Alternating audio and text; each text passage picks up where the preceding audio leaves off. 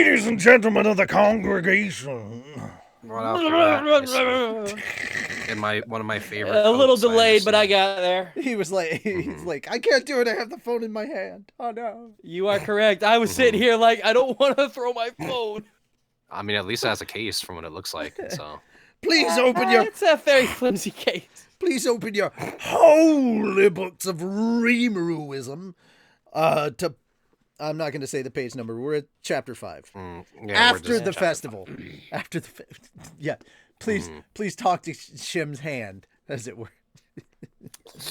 Talk to the hand, because the face ain't dealing with it right now. All right, so we've got a lot. We've got a lot to chew through, so we're gonna go ahead and deal with it. Shim, please start us off. No preamble, none of that stuff. This is literally the last show of the year for the light novels, so we're gonna We're gonna try to finish this damn book. We're gonna finish volume 9. So, Shim, take it away. Okay. All right, let's go. Some water. All right. Chapter 5, and I got water. After the festival was the final night of the festival, and to cap it all off, we held a massive banquet. Shuna and Mr. Yoshida worked on full overdrive, sparing no expense to provide the best dinner spread yet. We wanted to leave a good impression at all costs. Here, I started noticing more nobles chatting and laughing with one another. They must have made friends over the past 3 days, and the mood overall was much more convivial than last night, or than the first night. Right now, I knew that Veldora, Ramirez, and Milam were enjoying a fun night in the labyrinth alongside Carrion, Frey, and Midray, too. Drainy and the elves were working hard to keep them fed and entertained, and I was planning to join them later, dessert in tow. Over in town, there were visiting merchants, adventurers, nearby farmers, and residents all enjoying good food and drink together. Bars and restaurants were opened up for free, letting people drink, sing, and carry on all they wanted. Here, too, people were letting their guards down. Monsters, humans, it didn't seem to matter as the night wore on. There was music, along with singers following the beat and dancers moving to the rhythm. In a way, it was painful to think that this moment was going to end. It seemed like such a waste, sort of. Starting tomorrow, everyone would go back to their old jobs, the thought depressed me, but at the same time, made all the effort feel worth it. It was strange, and I didn't think I was the only one experiencing it, but everyone still looked like they were still having fun. That, I suppose, is what happiness is. I'm watching all the happy scenes. I hope that this peace could last for a long time to come. And so the night wore on. All too cruelly, the festival came to an end. The highways had been full of people heading back home since morning. The security team, led by Rieger in place of Gupta, had been busy since before the sunrise. I bet you wanted to sleep past noon the day after this festival, huh? You can't work security if you let the drink consume you, you can't work security if you let the drink consume you, not the other way around. Rieger was serious about his job, also around. No wonder he was Rieger's kid. If this was Gupta, I was sure he'd go right up to me and say, "Boy, don't you just want to sleep past noon the day after a festival?" I mean, yeah. I was in full agreement with that, so maybe I would have spoiled them a little along those lines, but silence is golden. Unlike Gupta, after all, Rieger never complained about anything, briskly giving orders to his patrol. Thanks to that, our VIP visitors began their journeys home without major issues. The highways were wide enough, so as long as a wagon didn't block the road, the waves of people shouldn't stop. Some even planned to stay in town for a few more days, anticipating the rush back, so I didn't think we'd have too many complaints. Leaving the highways under Rieger's management, I went back to my own work. Today, for starters, I had to pay out those gold coins, Over 100 merchants were now seated in our main meeting hall waiting for us. Rieger and Mollymile were maintaining order and explaining matters to me, but it was about time I showed up as well. This was going to be a critical moment, and I knew I needed to nail it. Oh. The Santa voice. Yeah, you can they do that? This is Richie's executive decision. I don't know, but I'll keep reading for now, but arriving at the meeting hall, I ho could ho already ho it hear up. people. Just don't be a ho ho ho. But I'm good at it. Santaman voice though. Oh no! I like Santa. What is it? Voice. What It's is a fun. Santa voice? What does a Santa voice sound like to you in your head? Once upon a time. Okay, that also just- reminds me. That also reminds me. It is the last one of the year. That reminds me. So I'm going to mark all of these as completed. Complete all, and I am unpausing all of these. unpausing push-ups. Yeah, unpause that. Everything except for jumping jacks. Jumping jacks are gonna stay perma-paused.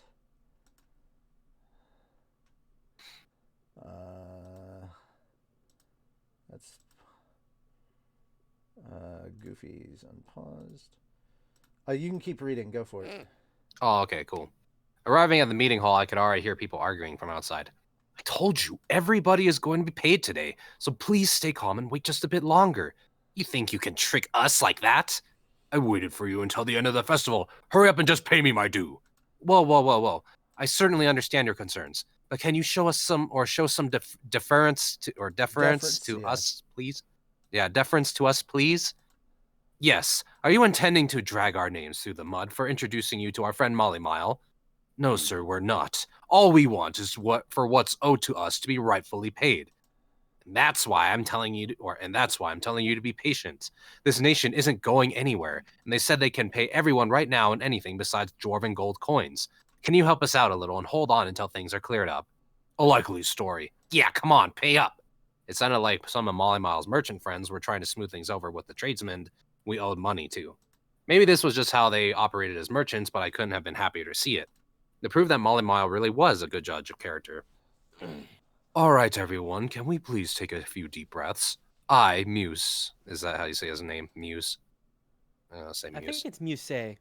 Muse, yeah. I, Muse, representing the kingdom of Gaston. Gaston, yeah. Am here to tell you that... Gaston. Representing the kingdom of Gaston. I'm here to tell you that not even a nation of monsters will default on their debts to any of you. Isn't that right, Molly Mile? That sounded like a big shot. A noble from the kingdom of Gaston, one of the commercially active nations ringing in Glacia. Yes, Duke Muse, you are exactly right. However, Prince from Gaston. Not a superpower, but still decently sized. Any noble with a title like that was no slouch. In that case, I do hope you will put it to ease the minds of everyone here and provide payment, following the international regulations of the Council of the West. Duke Muse was a powerful noble, but he was still acting like a gentleman in these negotiations. Molly Mile was an important person in my government, but for now, he had no official title or noble name. He was still something of a guest with some temporary power as my representative at times like this. Rigard, one of my ministers, was also there, but the fact that this prince remembered Molly Mile's name and dealt with him personally, it was literally the royal treatment. I mean, a noble remembering a commoner's name, oftentimes, even if they knew the name, which was frequently not the case, they'd pretend not to. That was how nobility worked, apparently, the way Molly Mile described it to me. So I bet he's the most surprised of all right now. But please, Duke Muse, just a moment. Our initial contract stipulated that payment via customary methods is acceptable. By customary, of course. Molly Mile, I am not here to concern myself with such trifling matters. When working with merchants and with nations as well, trust is the most important thing. And trust is something created by keeping one's promises, is it not? You are absolutely right, my prince. But silence! These people are engaged in business with you because they trusted your team. You have no intention of trampling over this trust, do you? Of course not.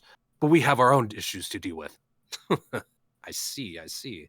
So that's how it is, Molly Mile. Well, unfortunately for you, I've got an idea for how to solve those issues. Would we be able to talk in private for a moment? You can take Sir Rigard there with you. Ah, so that settled it. It was exactly what Amnesia had warned me about. It was like when something I studied until I had it perfectly down showed up on the test. That feeling of total control. It was like I had that inside me. I'm gonna ace this. What do you mean? Molly Mile continued, making a grand act out of it. Like any veteran merchant, he was both cold-blooded and a born actor. He must have realized the same thing I did, but he didn't let any of it show on his face. I could probably just leave things to him and this problem would be solved, but I didn't want it that way. It was time to take action. There was no point eavesdropping forever. I wanted to end this far sooner rather than later. Diablo opened the doors wide. That will not be necessary. Nope, that's not that would Diablo. not be necessary. Yeah, that's him. Sorry. That will not be necessary, I said as I walked through them. Behind me was Benny Maru, followed by Shion and then Diablo, who quietly closed the door behind us. Did you wait long? Oh, did you wait long? Benny Maru asked, nodding at the merchants. You're being rather loud, you know. The merchants looked surprised to see me. My words turning them pale. They must have figured I'd stay away and let Rigard and the others handle matters. But here I was with my staff. I didn't think they knew what to do next. The Demon Lord Rimuru has entered the building, Rigard said, glaring at the merchants. Bow your heads! A few of them stood up and hurriedly bowed. The majority stayed in their seats, giving me funny looks. I figured, if you're a small-time tradesman not educated in dealing with nobility, it's hard to react instantly. Duke Musset himself was about to rise, so I spoke up to save him the trouble. No need for such formality, Rigard, I said with a smile as I looked around the meeting hall. Rigard nodded and quietly stood aside. Among the crowd, I saw not only merchants, but a few journalists in disguise. I suppose they were going to report this far and wide if we disgraced ourselves as a country. Maybe I'd fall to my knees and tearfully admit that we couldn't pay, and maybe I'd violently force the merchants to clam up. Either way, they'd play up the details in scandalous fashion in their articles, no doubt. But we were onto them. A journalist more loyal to our side snitched about this to Diablo. Thus he had praised the media assembled. How laudable of you all. But they looked dreadfully scared, their smiles frozen in place. I could tell they had a strong desire not to antagonize Diablo. Something bad must have happened to them before. That's a smart decision. Incredibly smart decision. Yep. It sounded a bit threatening of him. Look, one does not simply watch a demon defeat, what was it, 3, 4 fucking Knights of the fucking, whatever that court was? Knights of, and not be afraid. They were in a cage the whole time too, so it's like, sounded a bit threatening. Yeah. It sounded a bit threatening of him, but that was an issue between Diablo and the press, not me. It'd be clownish if I was to intervene. Well, the Demon Lord Rimuru, the Demon Lord Rimuru, I hope you are doing well at the moment. I apologize that we have not come to know each other before now. He was the perfect prince, giving me an elegant bow. My presence threw him for only a moment. He regained his composure soon after. A gentle, relaxed expression was on his face as he greeted me for the rest of the group. Duke Musset from the Kingdom of Gaston? What brings you here? I'm not sure we had any pressing business with you. I smiled back, beginning with the line I'd prepare in advance. I wasn't the type to wither in front of royalty, and here, too, I managed to smoothly handle the occasion.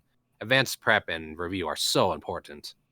Well, you see, there are some tradesmen here doing business with this nation for the first time at your festival, and they have come to me claiming their valid rights have been neglected. It is the job of nobility to protect their citizens, and while I regret my rude directness, I have come to mediate on this issue. So brazen. You could tell he was just completely black-hearted. I'm not far behind him, but since I'm a slime, I'm fetchingly translucent compared to him. I see, but that's strange. Molly over there told me that our budget is ample enough. And people are still waiting for the payment, then why is that? These people only accept payment in dwarven gold coins. Molly was just meant for the stage. Oh, that was Molly. He took my question meekly, attempting to explain the issue, only to have Duke Musset interrupt him. Isn't that to be expected, Molly? A legitimate merchant from Bloomin, such as yourself, should be fully cognizant of international commercial law, I would believe. Unlike the slipshod members of the Free Guild, the only currency these people trust is dwarven gold. Duke Musset was on the merchant's side, not raising his voice a bit as he pleaded their case, making certain he remained a benevolent third party. I was sure he was waiting for the moment when he could intervene with me and make Tempest owe him a favor. For now, on the surface, he was acting tremendously fair, but all he was really doing was pushing his own rules on us. I glanced at Diablo. He read my signal and nodded back, smiling. We were all set to go. Ah, yes, I see. I had heard that members of the international media were here, so I was wondering what the issue was. But it was something that trivial? That is why, Sir Rimuru, if you would be able to leave this matter to myself. Now Benimaru spoke up. His imposing presence visibly unnerved some of the merchants. They must have thought I was going to threaten them into doing my bidding, like their plan called for. Not so fast, Benimaru. Based on what I hear, I can understand the concerns of these merchants. The audience looked a tad surprised that I held Benimaru back. Or dissatisfied, maybe. Things were going well, and then I had to rain on the parade. But, Sir Rimuru, I can't help but wonder. They may not be dwarven coins, but we do have ancient gold coins. If they will not accept those, I think we could provide them with the equivalent value of our Tempest-made goods. Why are they not content with that? I agree with you, but I'm sure the merchants have their reasons. I gauged Duke Musset's response as Benimaru and I bantered. He seemed to be waiting for a chance to speak up, unite the merchants, and entrap me. Then, how about this? Perhaps you could place your trust in... Perhaps you could place your trust in our nation and, as Benimaru suggested, accept IOUs or goods and equivalent value? Molly Miles, seeking to end this quickly, got the ball rolling. If the other side agreed to this, then perfect. We had an amicable agreement in hand, but if not, if I was standing here at the negotiation table and they were willing to make me look foolish, then I was prepared for that. I don't believe a word of it. Yeah. This is a nation of monsters, and that is exactly why we seek payment in reliable, trustworthy dwarven gold coins. I hope you will find it in your heart to understand that, and please be generous in the merchants here ran the gamut, and from complete neophytes to veterans familiar with manners around nobility. But either way, the responses were all one-sided, not taking me into consideration at all. I thought, it's too bad. Musée thought the time had come. He was worried the merchants might grow hesitant when faced with the Demon Lord's coercive ways, but so far they were following his instruction just as he planned. And if you think about it, it made sense. Musée was a prince in Gaston. He was young, just 35 years of age, and he had ties to the powerful Rosal family. This made him one of the rulers of the Western nations, part of just a small handful of upper-class nobility. Practically speaking, only a very few people could afford to turn their backs on his orders. This plan came in the form of an order to him from the eldest member of the Rosal family. Musée was asked to make the Demon Lord Rimuru owe him a favor and gain his trust, and if he succeeded, he was promised a promotion to the Five Elders. Yes, the Five Elders, the very peak of the entire world. Musée was elated, but at the same time, he swore to tap every power at his command to execute this order, no matter what it took. Thus, he promised a lucrative future to the self-interested merchants he made contact with. He brought in newspaper writers from around the world to ensure his own safety, and now he was personally facing the Demon Lord, a lone job he couldn't leave to anyone else. This Rimuru had made his presence known only a short time ago, but he had already killed Clayman, renowned for his cold cruelty, and declared himself a new Demon Lord, a fearsome one, said to be connected to the Storm Dragon that laid waste to an army of 20,000. Meeting him in person terrified Musée, but when placed on the scales with the glory he could earn, it was easy to bottle up his fears. Musée himself knew exactly what he wanted. That's why he was being used like this, although he hadn't noticed. It was exactly the way Almesia El Rue Thalion pictured it. Seeing the Demon Lord and his personal staff in person honestly came as a surprise to Musée. He was planning to talk Molly-Mile into a corner and ask him to bring the Demon Lord over. While this wasn't quite in the script, it did save him some time. They had reporters in the audience, and there were many more in the hall below this one. Everything was set up once the merchants rejected the Demon Lord's offers. Musée's plan was all but complete. After that, he had just to assuage the merchants and start running this room. That's all it would take to make Rimuru start to thank him. A calm smile emerged on his face as he began to speak, already convinced of his success. How about this, Sir Rimuru? If you are in need or in something of a financial bind, then perhaps you could discuss matters with me personally. Indeed, fate may have brought us together here for a reason. If I could be of service to... It was just as I predicted, and a pretty shoddy acting job too. Duke Musée was making the request. My officials standing behind me looked on coldly at him. Noticing their gazes, the Duke appeared a tad flustered. Maybe he felt something that wasn't going to plan, but it was too late for him. Time to stir things up. I appreciate the offer, but it will not be needed. Come in. Following my order, Geld lumbered into the hall carrying a large tray loaded high into the air with gold coins. What? No. Is all of that?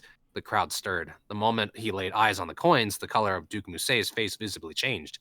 He must have realized that his plan of action had failed. You were seeking payment, right? Rieger declared.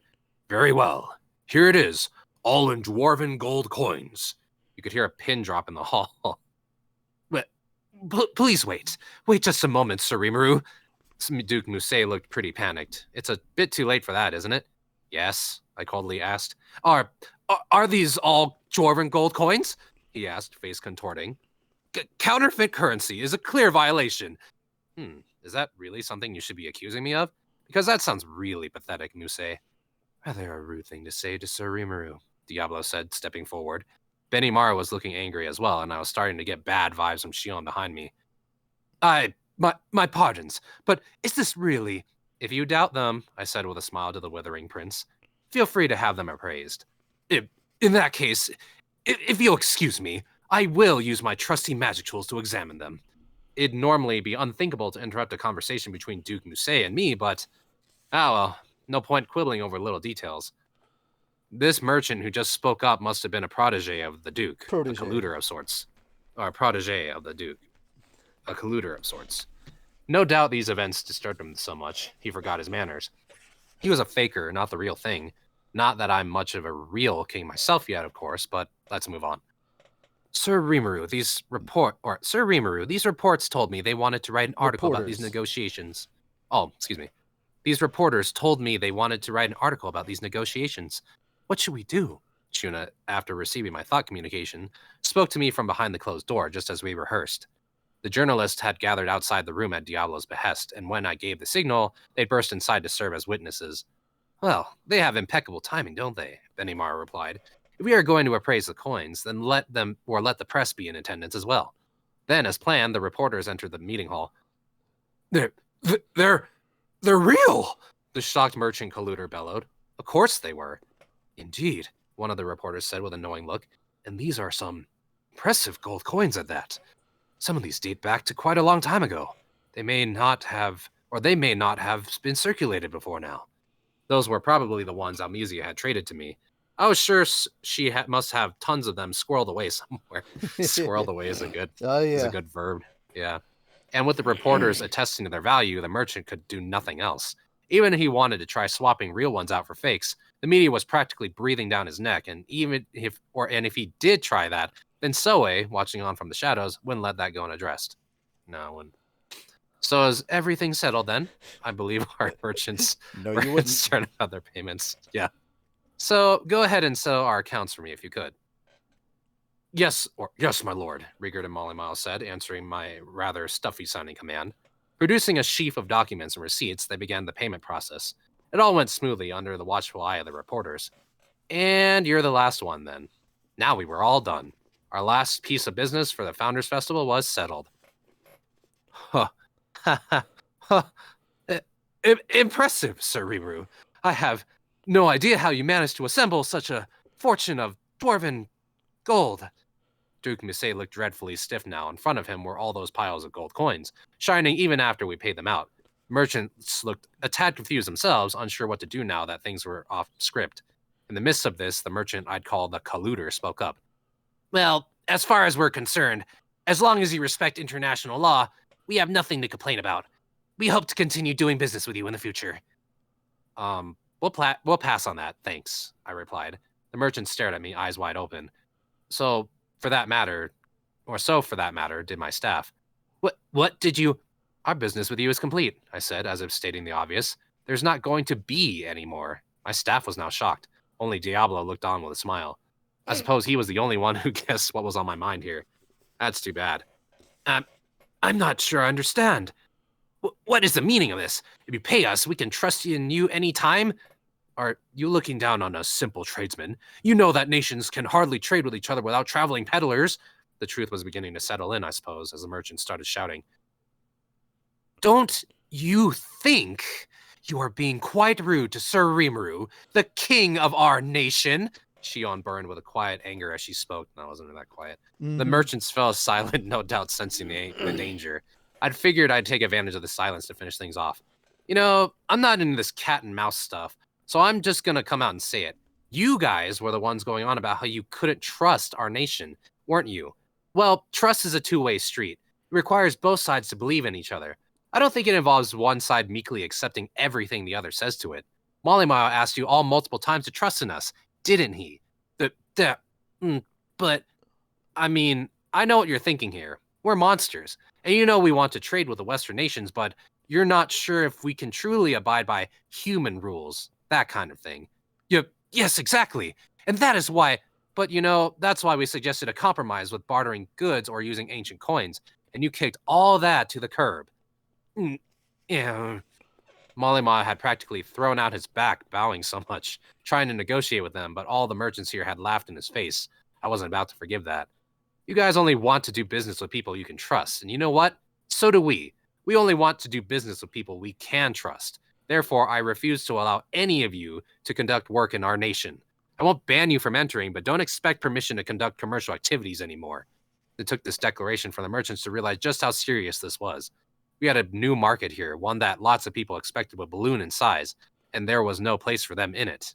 The statement made Duke Musei turn white. Yeah, he fucking... They literally just shit. got cut off from a major new economic block. Yeah, Oh, like... boy. Well, Oh, they done fucked themselves hard. They Oh, did, yeah.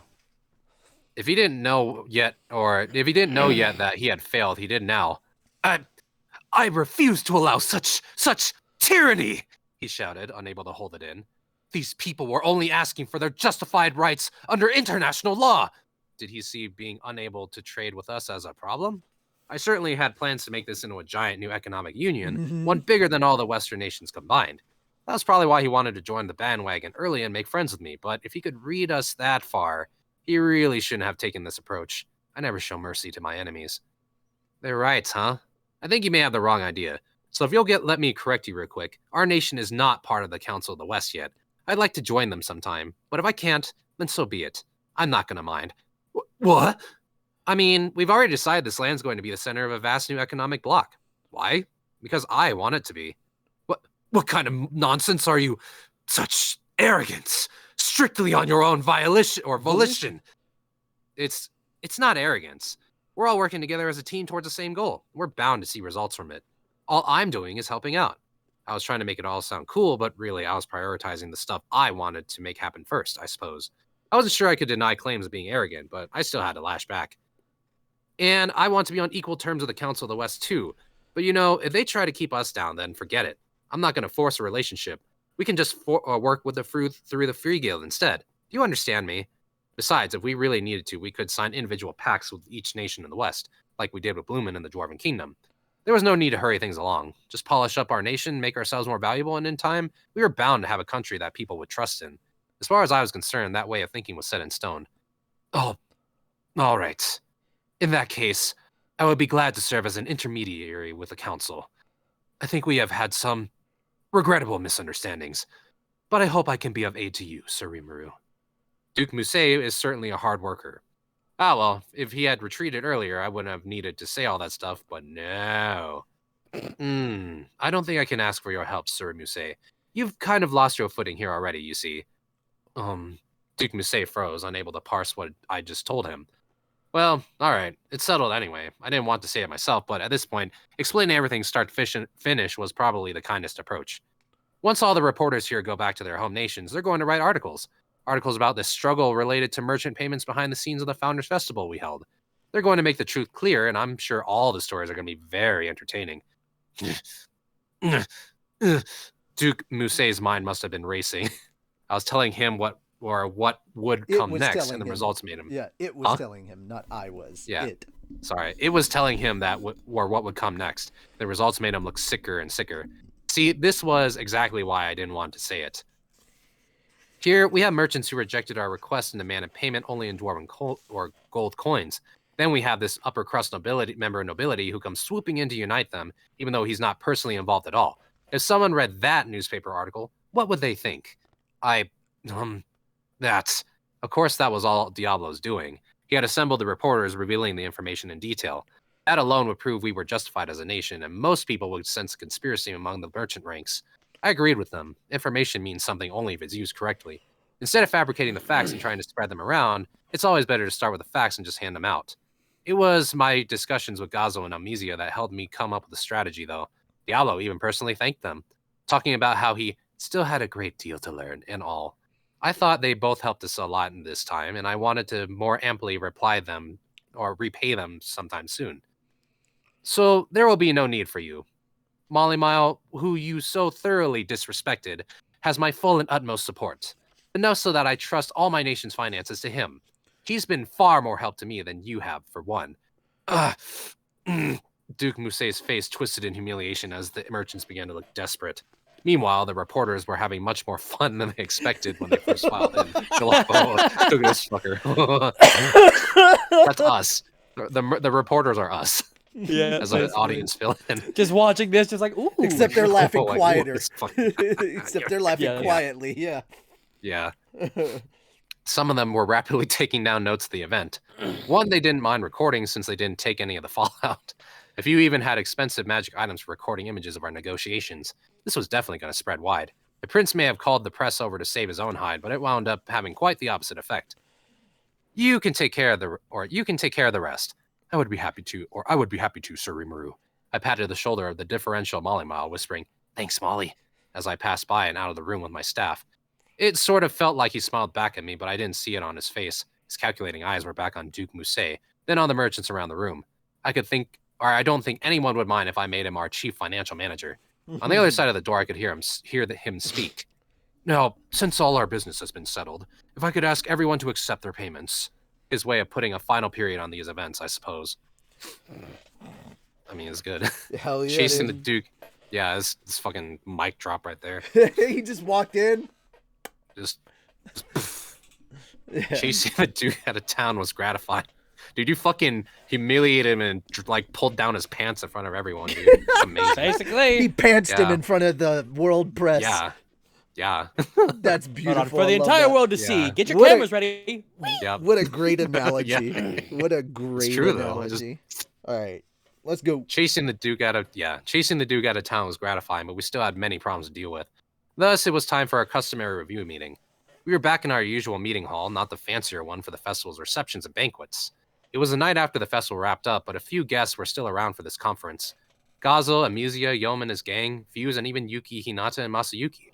They were joined by a few other rare invitees, all here on my invitation. The rest of my staff were all on hand as well, making it a packed house. Willem and the Demon Lord crowd were not invited. If I had too many people in here, we'd lose cohesion. We had a lot to talk about this time, so the itinerary was already pretty full. Cool picture.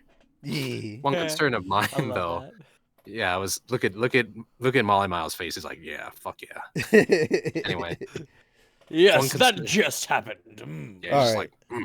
One concern of mine, though, was Valdora. He was holed up in a corner of the room, shouting, Pouting. or a corner in the room, pouting. And I was sure he was going to say something, probably whining about how no challengers showed up. Hoping against hope that he wouldn't derail this thing, I got the meeting started. First off, thanks to everyone for your help. That was our signal to begin. The first person to speak was Benimaru, surprisingly enough. That was quite a shock, however, Surimaru. You penalizing the merchants that way as well. I was not expecting that. The rest of my cabinet nodded in agreement. I guess the majority figured it was water under the bridge once the coins were paid. Seeing how harsh I was must have surprised them more than I thought. Indeed, Rigard said. I did not expect such draconian measures myself. Hearing this must have piqued Gazo's curiosity. What? How did you handle them, Rimuru? I explained the whole story to the audience. When I was done, Gazo rolled his eyes at me.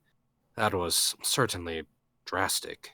But he didn't get angry, at least, demonstrating he understood my view of things, if only a little. I think he did the right thing. I think he did the right thing. If someone nips you, you nip them back. He was only thinking about what's coming ahead, wasn't he? There was no outfoxing Amnesia. Her intuition and her knack for deciphering my mind was almost scary. What's coming ahead, Sir Rimuru? Benimaru asked. I shrugged. Well, it's just like I said to all of them. I have no intention of sitting downwind from the Council of the West forever. If possible, though, I'd like to build a friendship where we're all on equal footing. Yes, we're aware of that. That is why we're prepared for a patient process. Up to that point. I nodded back at Rigard. Oh, that was Rigard. Right. So listen, that Duke Musset was just an errand boy, like Lady Almesia said. I rejected him, and I followed their rules while I did it. If they want to continue this, their only choice is to send someone higher up on the food chain. I suppose, yeah. Or I suppose so, yes. So you think we will have another chance to negotiate with them soon? Yep. And that round will come after the terrible mistake they committed today. I think we'll kick off our next round of talks with just as much of an upper hand. I see. I think the other side doesn't want to make it look like they're clearly our enemy. That's why they wanted to put a dog collar on me. Like, we just saw them try, and now that they failed, they're going to have to face up and admit that we can be an equal partner. And with that, either they wage economic warfare against us or they go back to the table. And neither side is really prepared for the former. Each one, after all, has a fully functional economic bloc, even if the other side doesn't exist. That was Gazel? Okay. Gazel was right, and in this case, once our negotiations ended next time, that would be it. And we'd have an overwhelming advantage. And if that's how things turn out, then we can start working independently with each member of the Western nations. Regardless of what the Council's law or whatever say, it's not worth so much as an economic invasion, I suppose. And you can leave that to me, Sir Rimuru. In fact, I could present you with all the Western nations on a tray in short order. God damn it, I'm Diablo. not asking for that, Diablo. In fact, it's not what I want at all. He was freaking me out again. Look, if you do that, it's just going to leave me with more garbage to deal with, all right? No, definitely no. But my pardon, sir. Oh, you little brown noser. Enough butting in and go fetch some more tea for Sir Rimuru. Chion landed a follow-up blow to the dejected Diablo. I wasn't much of a fan of her act either, but let's ignore that for now. Admittedly, I do think we could execute Diablo's idea if given ample time. But for now, at least, there's no point in doing that. I could think about it if there's a bunch of conflict going on, but it involved a lot of pain on our part. We're just trying to build friendly relations. I don't want to go through that much trouble for it. That seemed to convince everyone. We had our hands full just trying to improve our own country. Our first priority right now, above everything else, was to establish a firm economic bloc for ourselves. Yes, Almusia said. Your opponent will have no choice but to negotiate, but I have to sympathize with them a little. It's rather hard to extract good conditions from a partner for whom economic sanctions and military threats mean next to nothing. The same could easily be said for Thalion, I think, but she was right. It's safe to say that our rivals' options were restricted at best. I see, Geld replied. That makes sense to me. So why go down so hard on the individual merchants? Maybe he felt I was being vindictive. It wasn't like all of them were in collusion with Duke Musée, and those who were might have been forced into it out of obligations or the like. Revoking their Tempest business license was the biggest surprise to my peers. But I had a reason, of course. I smiled and tried to explain, but before I could open my mouth, Molly-Mile, his smile even bigger than mine, intervened. The reason is simple, everyone. Just like Emperor Almusia said, if someone nips at us, we have to nip them back. What? How do you mean, Molly-Mile? Nip them back? I'm not sure that's enough explanation. Benimar, Rigard, and Geld were still in the dark. Diallo was not, but he just poured out his tea instead of commenting. Maybe he was still a bit bent out of shape about before. Pretty weak-minded for a demon, isn't he? Sir Rimuru asked me to take care of the remaining details for him. What he meant by that was to make those stranded merchants obliged to us and turn them into forces for ourselves. Wow, Molly-Mile. I figured out my message would get across to him, but he perfectly understood my intentions the whole time. I was going to fill him in afterwards for safety's sake, but it looked like I wouldn't need to. If you want someone to do your bidding, it's far easier to have them owe you a favor rather than browbeating or scaring them into it. It's also successful quite a bit more often. Those were Almusia's words, and all I did was put them into actions.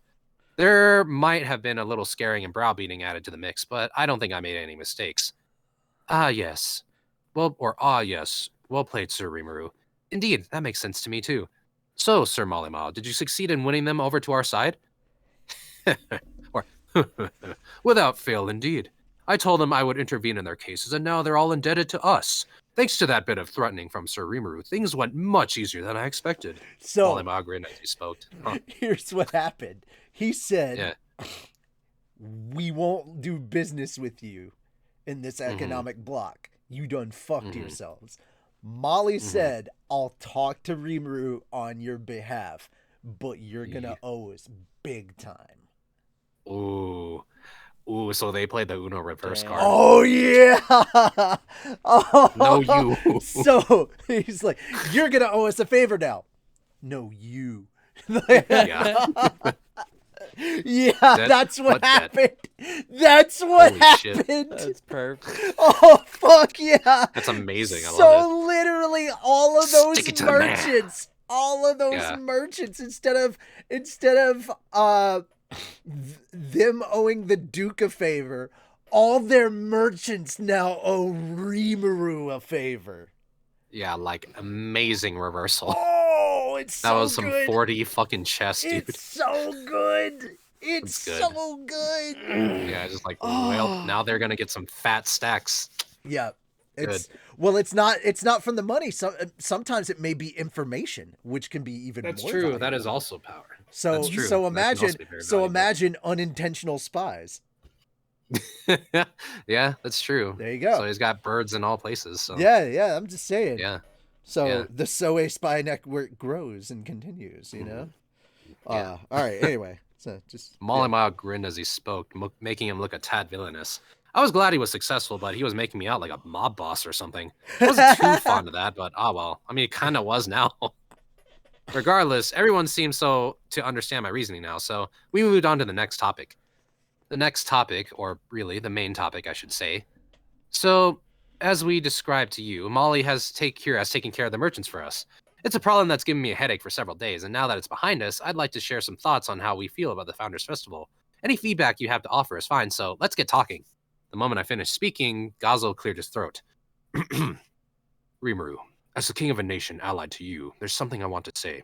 I think we talked a little bit last night about you going out of control, but what I saw during the festival disturbed me. What was the meaning of that? What? I had no idea what he meant, but judging by the grumpy look on his face, I had done something bad again. What it was, I really had no clue. Maybe my outburst against the merchants? It didn't seem that way. You aren't aware of it yourself, then? See, this is exactly why I can't take my eyes off you for a moment. Vesta, you said that projector was developed by you and Sir Gabiru, correct? And was it also you who came up with the technology to transmit images from remote locations? Your Majesty, that Vesta looked like a boy caught with his hand in the cookie jar. Did he get so wrapped up in that research that he forgot to report back to Gazel? Probably so. Careless as ever, I heard Kaijin say underneath his breath.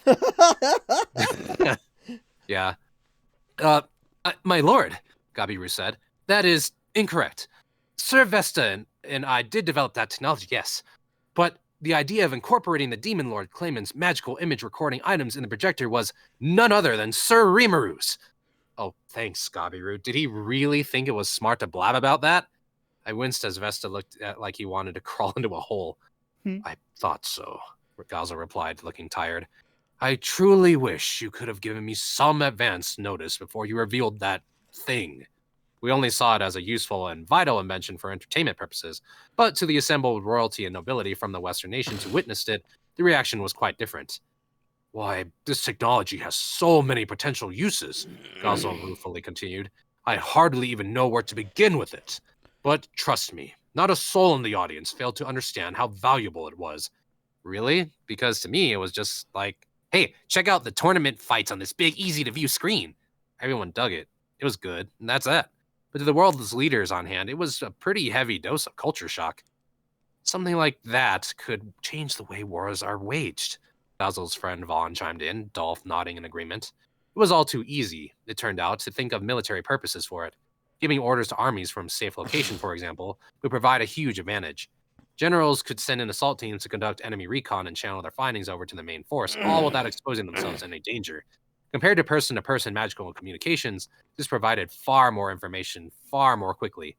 Everyone was provided with the same visual and audio data, vastly improving the accuracy of orders. Thus, this thing that we casually revealed to them was actually a revolutionary technology, one that had the potential to completely revamp civilization as this world knew it. Jesus. I made it because I thought it'd be kind of nice to have, but it was really a Pandora's box of ideas. I wish you told me earlier, I blurted out. I wish you told me earlier, Basil bellowed back. Now I regret it. I wish you told me earlier before I made a mistake. I wish you hadn't made that mistake.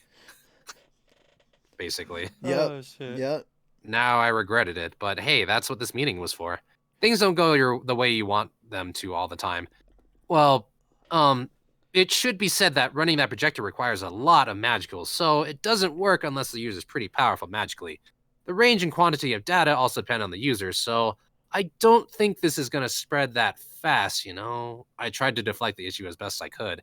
That issue was actually being addressed with the development of a new magical gathering system, but something told me I shouldn't mention that right now. I'd break the news to Gazel in private later. For now, the Dwarven King sighed. Regardless, please try not to present such militarily useful technology without a moment's thought again, could you?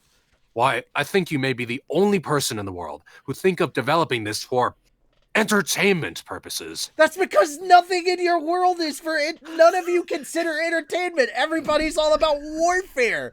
You war He was crazy like, "Are you obsessed always on?" civilization. He was like, "Are you always on? Come on." I thought that wrapped up the topic, but then Elmesius spoke up. Yes, if you have any other inventions like that, I'd be happy to buy them, you know. I believe the world you come from has what's known as a patent system. I would gladly compensate you for the rights to this technology if you would give us priority in harnessing them. You know, Ellie, I think Thalion could do a lot with Tempest's bath and toilet infrastructure. Oh, that's Ellen. I know Ellen. Ellen, whatever. Ellen, our negotiations with Mr. Yoshida have paid off as well. So I hope to see you pay more visits to my manor in the future, all right? Oh, of course. Before I could reply, Ellen broke into the conversation. She was seated adjacent to Almesia, and the way they carried on, they seemed like two loving sisters more than anything. I knew they were related by blood and all, but Ellen was acting shockingly familiar with the emperor of a dynasty. Meanwhile, Errol, her father, was already going pale and shouting, Ellen! In a high-pitched voice. Your Excellency, I know Ellen's my daughter, but please refrain from spoiling her if you would. And Ellen, would you not call her Majesty Ellie? Errol certainly can, yeah. Errol certainly can be loud. Oh, I know. Dad's always exaggerating like that.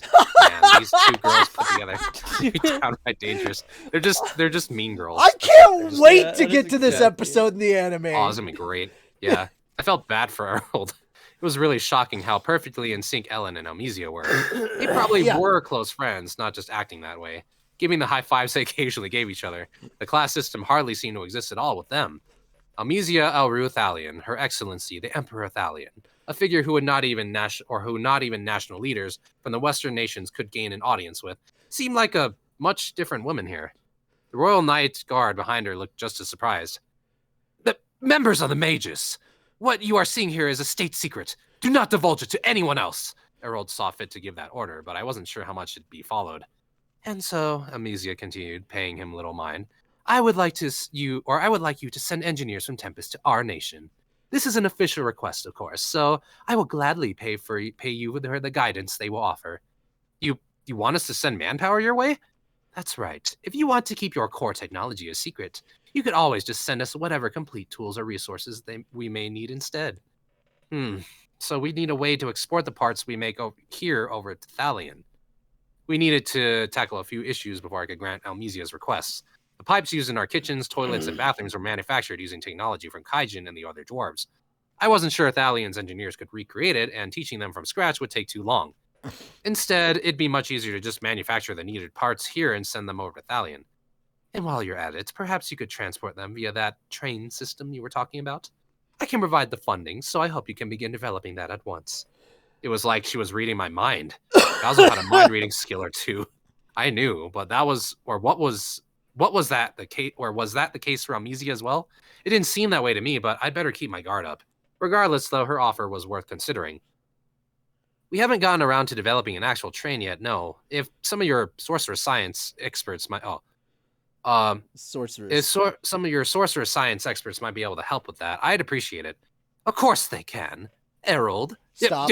Yes, you're... Oh, sorry, it's up. All right.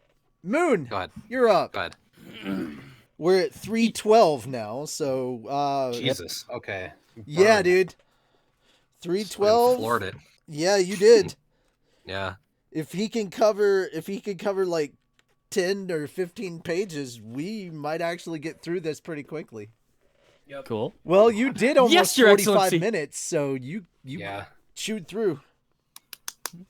Yes. I will send word out promptly. Harold was still undauntingly faithful to Elmesia. He seemed more like a useful servant to her than a high-ranking noble. Gazel looked at him, his eyes piteous. The Dwarven King told me not even he could boss Elmesia around, so Harold's behavior must have given him something to think about. Thus, Elmesia, Emperor of the Sorceress Dynasty of Thalion, was interested in teaming up with us. We'd no doubt sign a technology sharing agreement and begin tandem research before too long. With Thalion's sorceress science and Dworgen's pioneering work in elemental engineering, linking these distant lands together might not be a dream after all. The Overcomers, Luminous, plan to send our way, might be able to help out too. I'd need to see what they were like first. But maybe they'd provide some useful input. Good lord.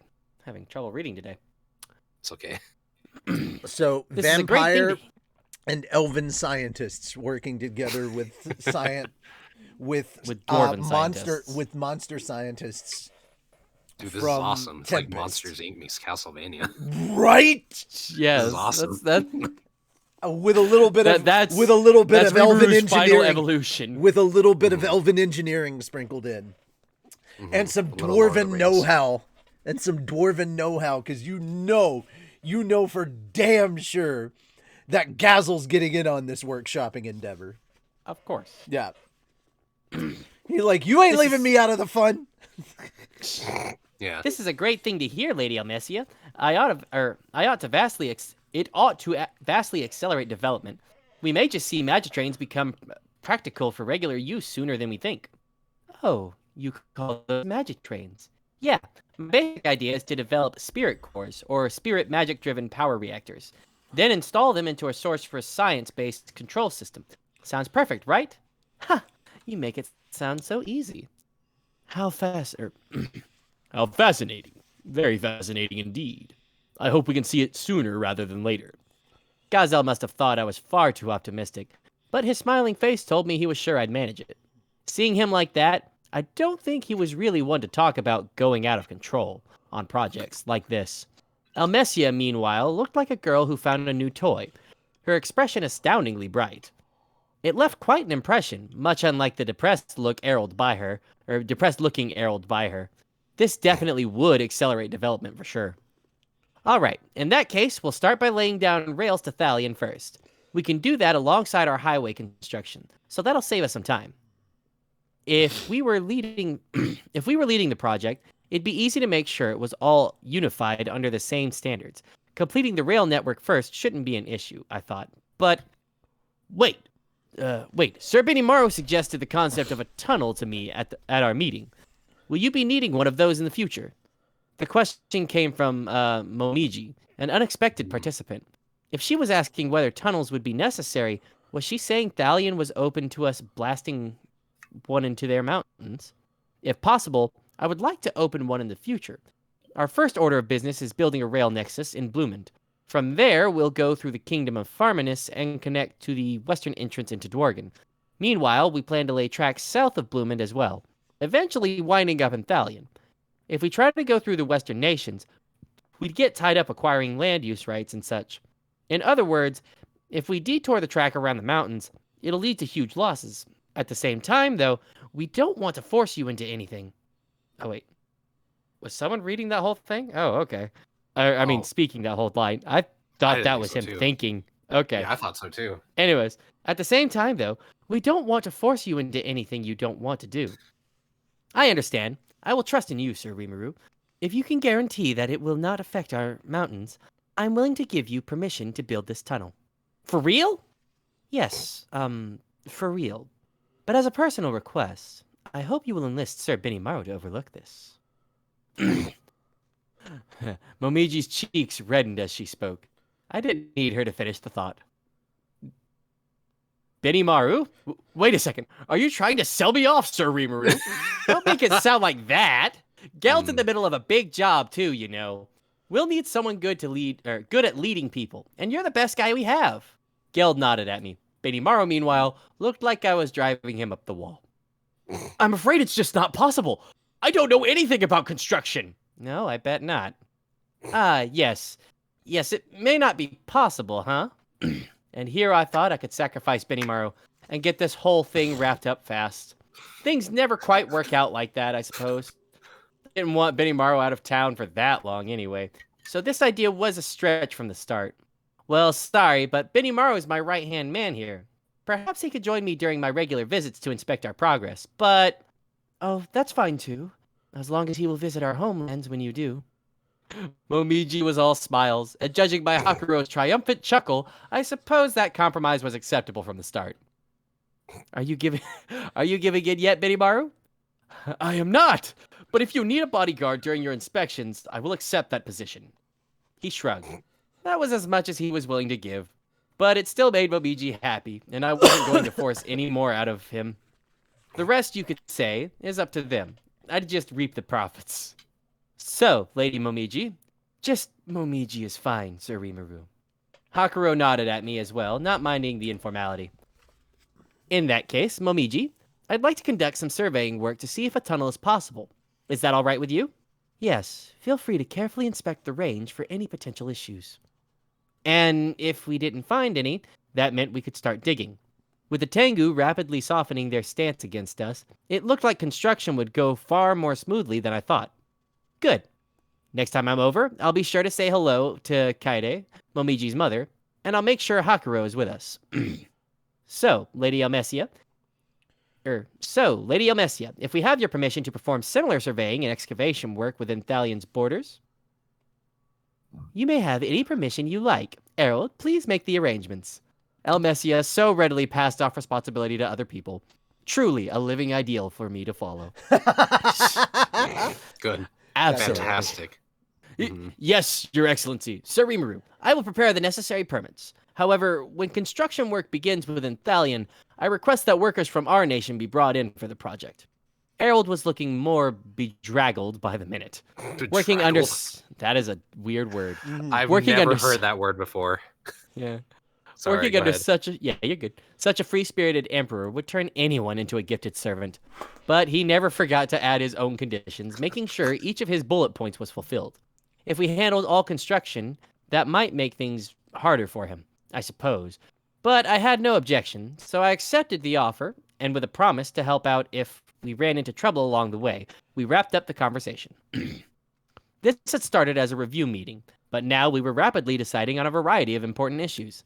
That's because, thanks to the political leaders in the hall, we were cutting through an astonishing amount of bureaucratic red tape all at once. Though really, it was mostly Elmesia's doing. In the midst of this, Yom, who had been silent so far, spoke up. Hey, Sir Rimuru, I got a question, but is now okay to ask it?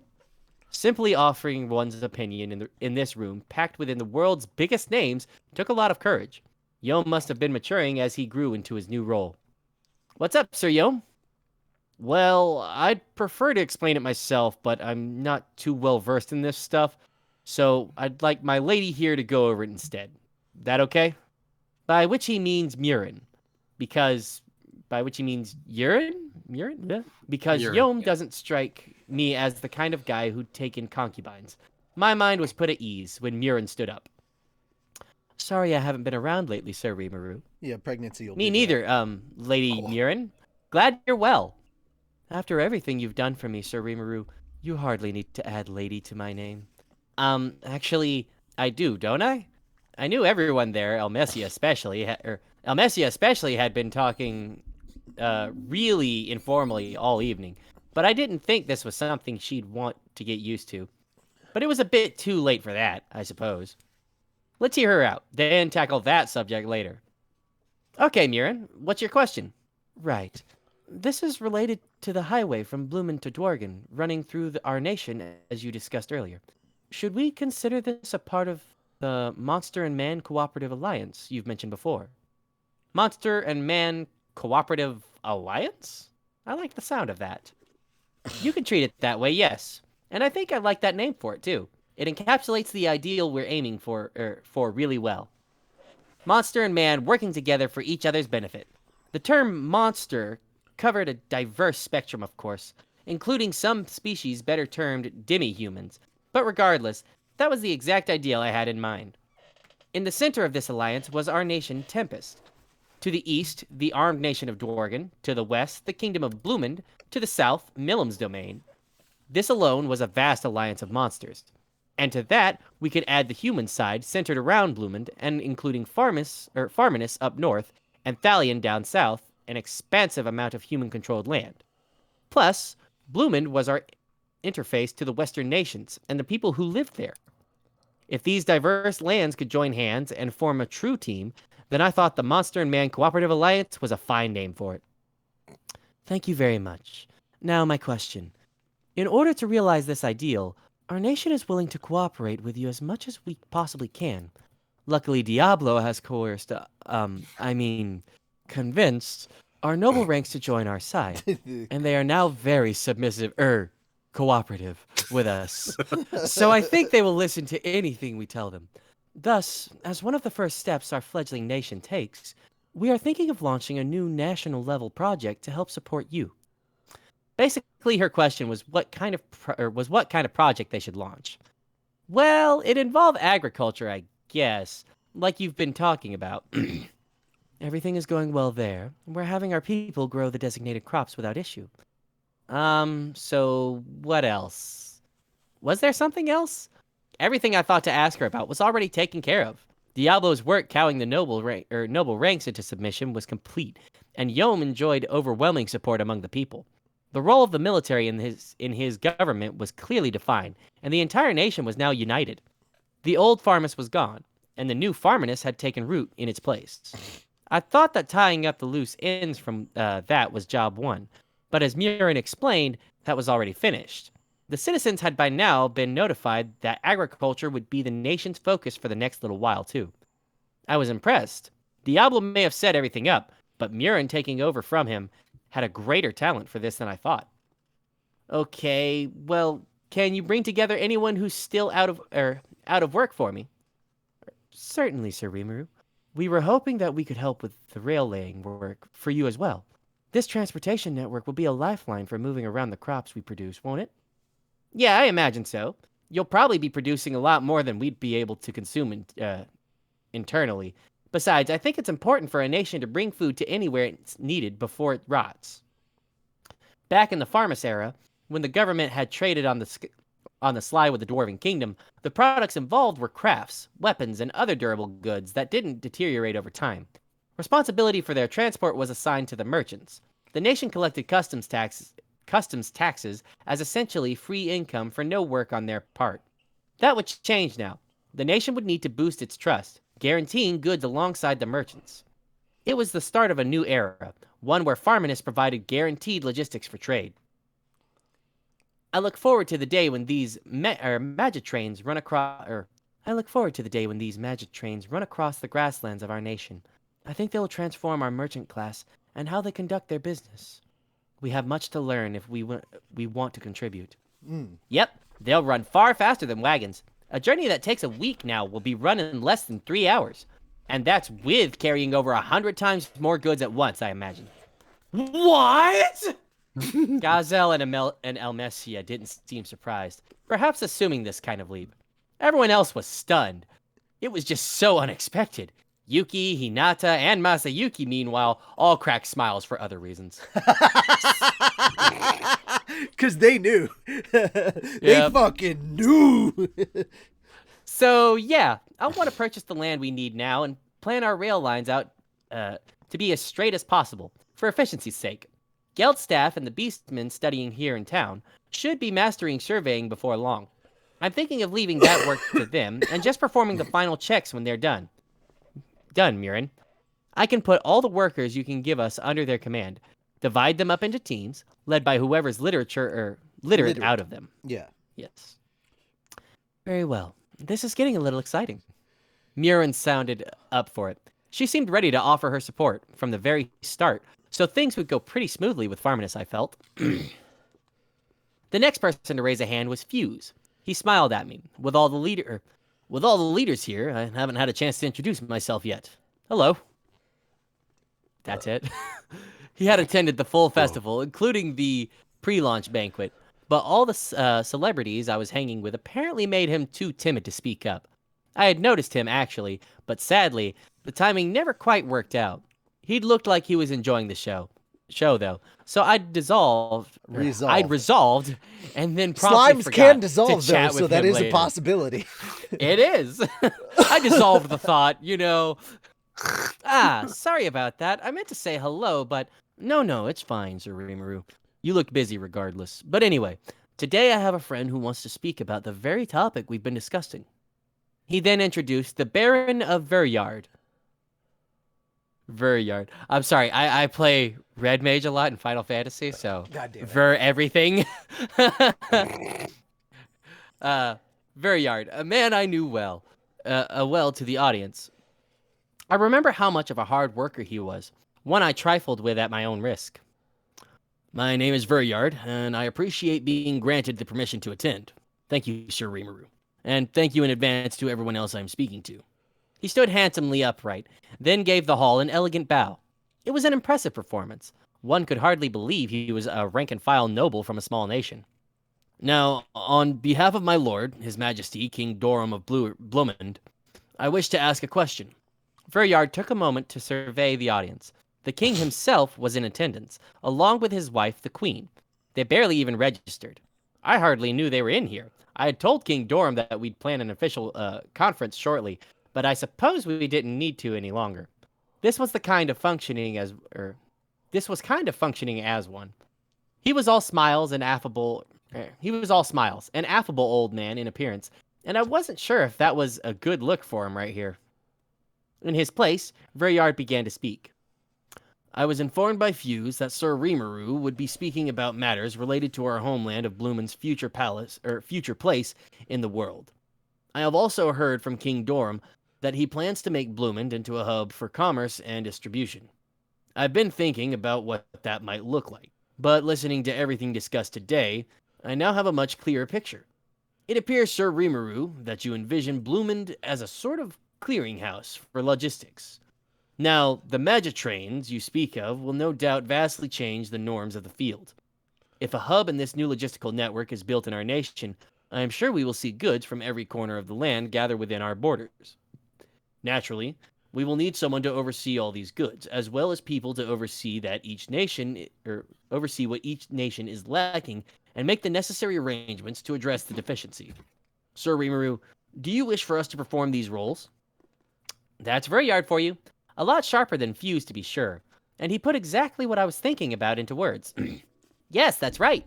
But can you manage that? Because I'm sure it goes without saying that if all you can provide is space for this, that's fine, too. In that case, we'd promise to pay you a percentage tax every year for use of the land. But, nothing of it. Staying out of this business and lazily living off the profits is something our citizens would never be satisfied with. Certainly, we are willing to offer education and prepare for the times to come. Man, how many years into the future was this guy looking? I had the good Professor Raphael watching over me, but this guy was using his own brain to keep up with all this. That went beyond just being visionary. It was like his mind was more sharply refined than anybody else's in the room. But he was right. Blumen was about to experience a paradigm shift that would make it reconsider its value system for just about everything. The same would be true for other nations, but for Blumen, I'd imagine the results would be dramatic. Veryard could see this, and he just declared that he was preparing for it. What a guy this is. He had already bested me in one round of negotiations, just as I thought. I definitely had to stay alert around him. I swear, I'm really glad he's not my enemy right now. Hell yeah. In that case, by all means, I'd like you to examine what sort of goods will be imported and exported from each nation, and build ways to transport products to places that need them. For a nation so gifted in gathering and manipulating information, you'll be uniquely qualified, I'm sure. And there's no pulling the wool over your eyes, Sir Rimuru. Very well. I promise you that I will bring the issue home and deliberate over it in further detail. Like you're one to talk, I thought as I nodded. I was trying to hold a Founders Festival review meeting here, but now it turned into a huge political war of nerves. But it was worth it, because I no longer had to negotiate with Blumen. I was expecting to take more time navigating all manner of tricky issues, but Baron Veryard helped spring me from all of that. Was that a good or bad thing? I wasn't immediately sure, but if we were at this point, might as well throw all my weight into supporting it. With that, I promptly began to agonize over what I would ask Veryard for first.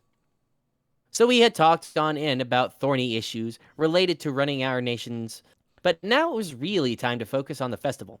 I mentally changed gears, preparing to listen to everyone's feedback. All right. Does anyone else have anything to add? Someone shot to their feet as if waiting for the signal. It was Veldora. I dreaded this moment so much. I thought about pretending I didn't notice him, but... Rimuru! What is the meaning of this? What's the meaning of what? How do you mean? The labyrinth! You know what I mean? I was anticipating so much, and nobody even attempted to tackle the 100th floor! After all that lecturing I gave him, he still wasn't the least bit apologetic, was he? He just doesn't listen! Already he was going on about the lines he memorized for the fateful encounter and so forth. I wanted to snap back at him about how little I cared, but I didn't. If I did, that's when he'd start really throwing his weight around. Well, yes, I have my thoughts about that as well. Do you? How reassuring to hear. So what are you going to do about it? What? I don't know. At the very least, we'd have to start dividing adventurer groups by strength levels. We'll need to work on it, that's for sure. Because the challengers who came in were all decent, at least. Intermediate or better, you know? Decent? That's kind of rude. But I'm not sure I can deny that. Cabal's party gloomily sighed at me. considering how devoted they were to robbing my treasure chests blind, I hope they would forgive at least a little sass. Nah. Me, all I had to do was walk a little bit, and we were on floor 10. The next thing I knew, my companions beat the boss for me. Oh, that was Masayuki. Mhm. I think Masayuki meant to comfort them with that, but it just came off as self-aggrandizing. Then again, Ellen didn't seem too despondent about the experience, so maybe it wasn't a big issue. I figured I could leave them be. So I wouldn't count on anyone knocking on your door for a while to come. Of course, for Veldora, he might not ever get any visitors, but... What? Then what did Ramirez and Milam and I worked so hard for? He really should have included me in that list, but... well. Hey, don't worry. In terms of worldwide advertising, yesterday's unveiling was a big success. Oh? Can you give us the details, Molly? Malamile stood up, brimming with confidence as he addressed Veldora. The footage we revealed from inside the labyrinth drummed up interest from multiple nations. I think rare items appearing from the treasure chest generated a great deal of attention. And that was my doing! Actually, Veldora may have done something right. Maybe? If my guess is correct, the nobles in the audience will likely be sending the adventurers on their payroll into the labyrinth before long. As he explained it, the noble classes often hired adventurers or stout mercenaries to serve as bodyguards. Now that they saw the treasures potentially available in the labyrinth, they'd likely send those people over to collect the booty. Earning the rights... Wait, which booty? Earning the rights to whatever they picked up in exchange for supporting them. Booty. Just says the word booty. Rimuru eyes No, that's not what happened. No. Says the word. No, he eyes Rigard. No, says He's like, says the word booty. Suddenly, freaking moon turns.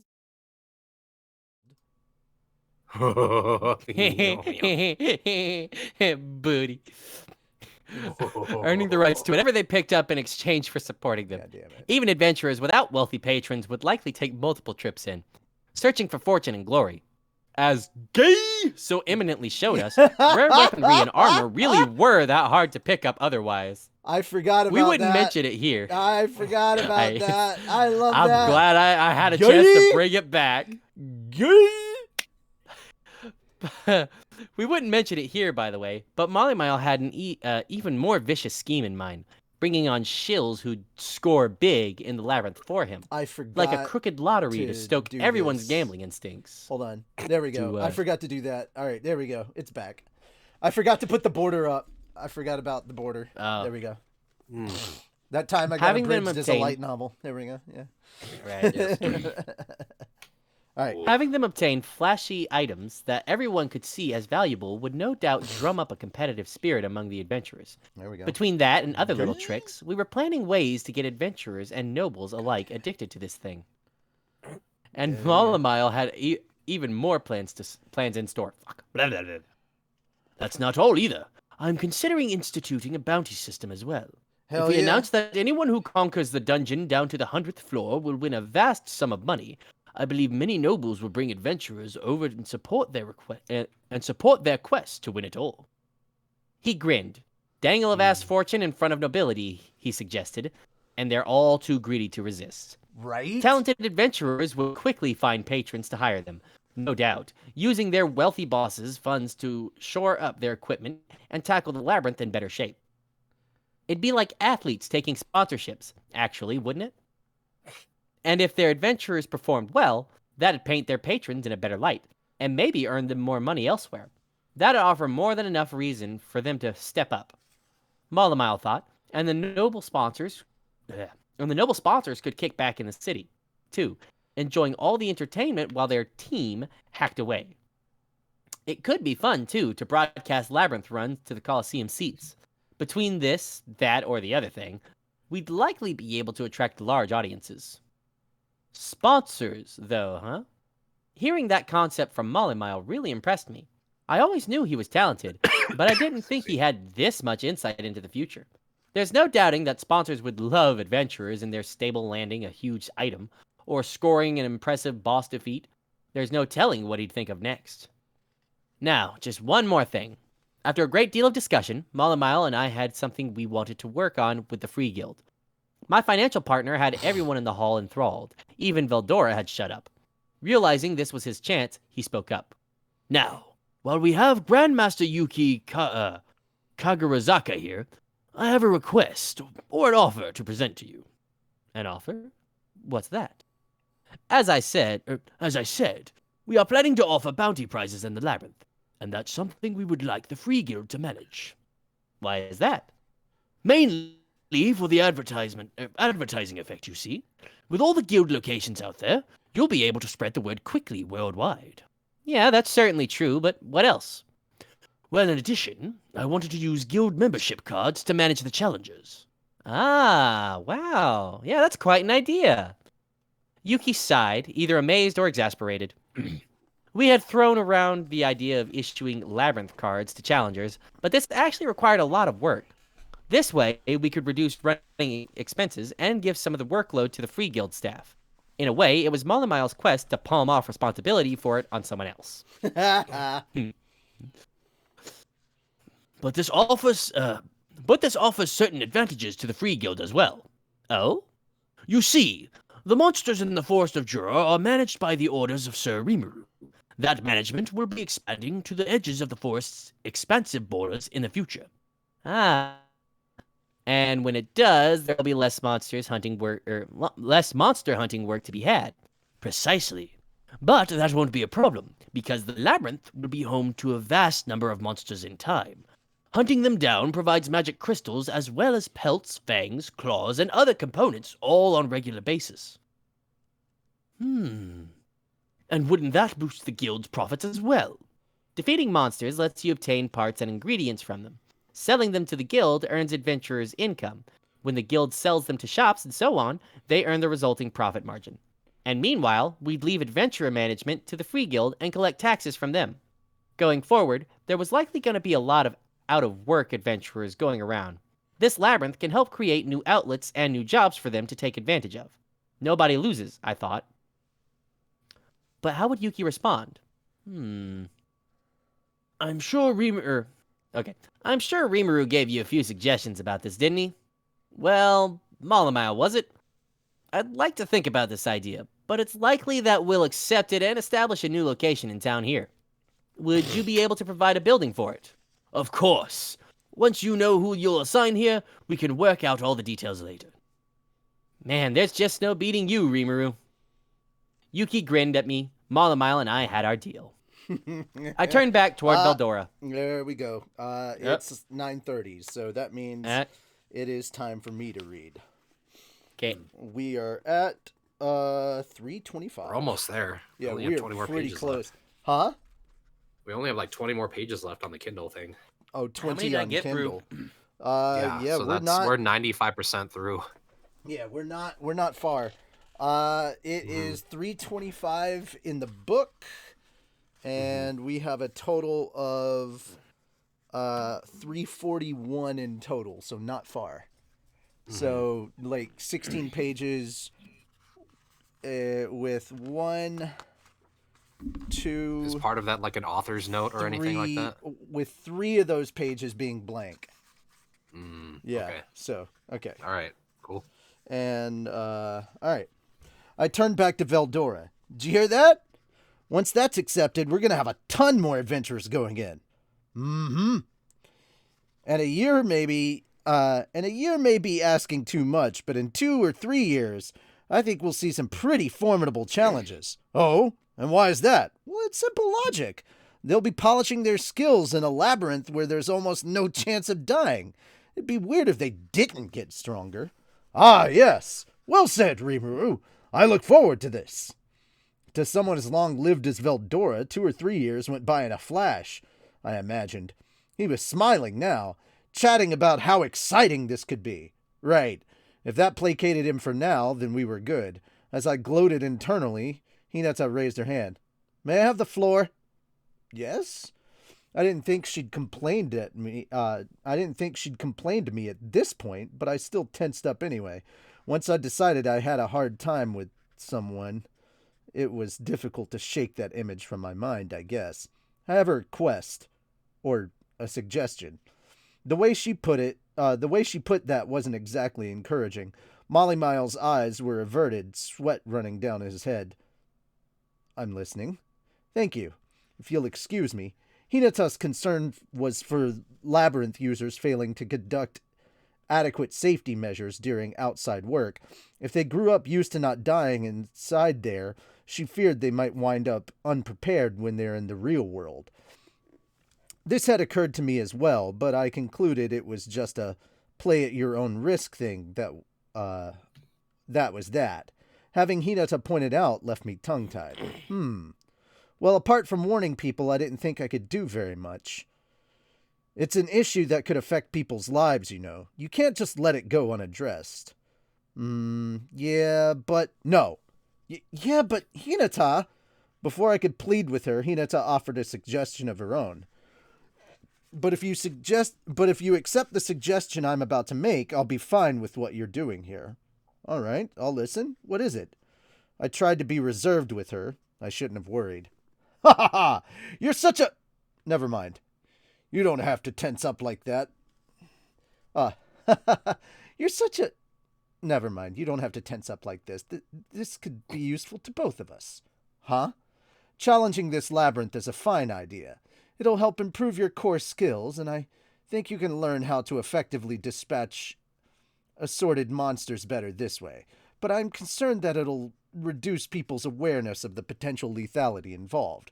So I'd like to send over a priest or two from the Holy Western Church. Or the Western Holy Church.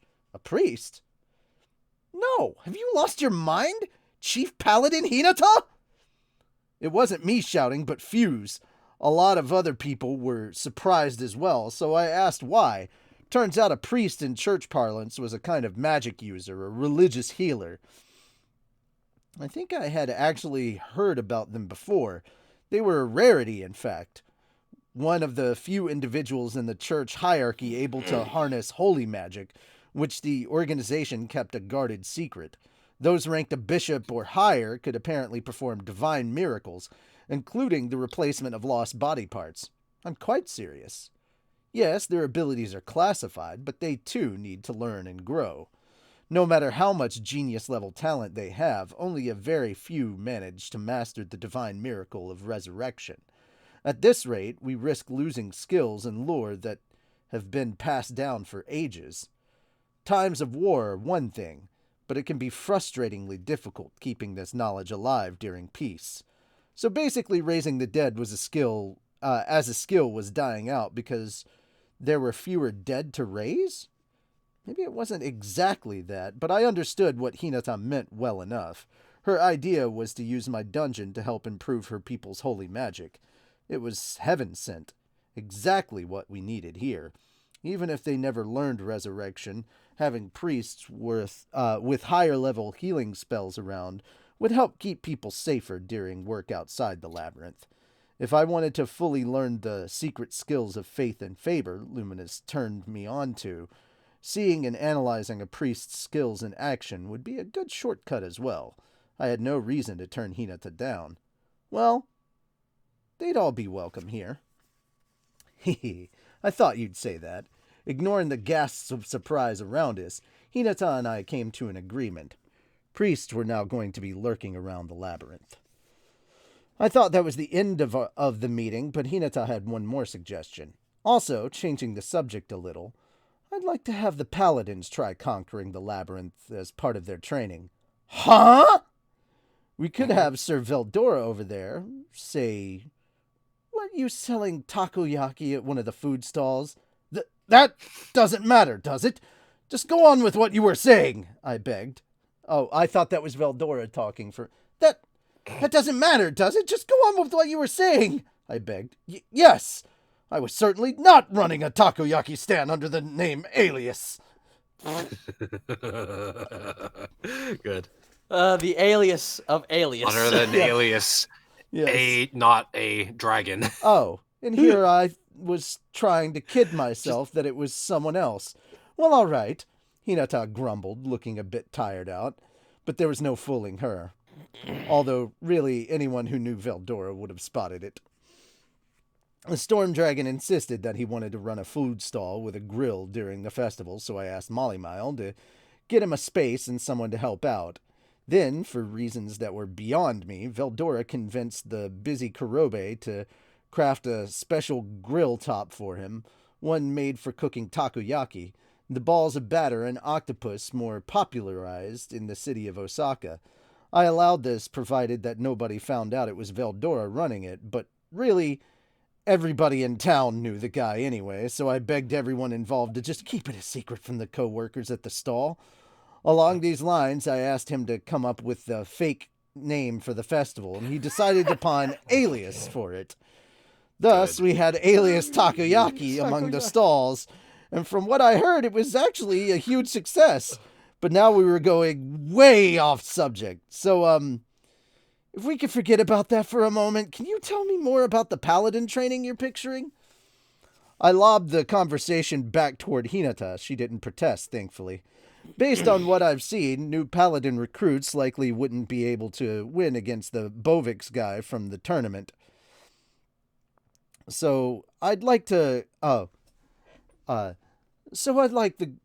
group them in parties of 5 or 6 and let them go inside. It'll give them more on-the-field training, and it'll also help train the priests I mentioned. And if I had to guess, our higher-level paladins could probably make it to floor 50 right now. Oh? That's quite fine by me. In fact, bring them on! Veldora was certainly up for it, and paladins were all ranked A or higher.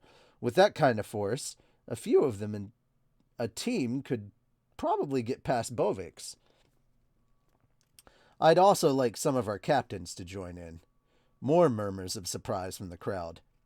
Do you mean like Lady Hinata? Oh, do you mean that? Do you mean that, Lady sorry. Hinata? Do you mean that, Lady Hinata? You could have us dive into the labyrinth as well. Arnaud and Bacchus, the first paladins to ever stay in Tempest, immediately fired back at Hinata. She didn't relent. Why wouldn't I? It's the perfect training ground, and you'll never get killed in there. If foes that strong are found around floor 50, they've got to be even stronger below there. Maybe even you couldn't win.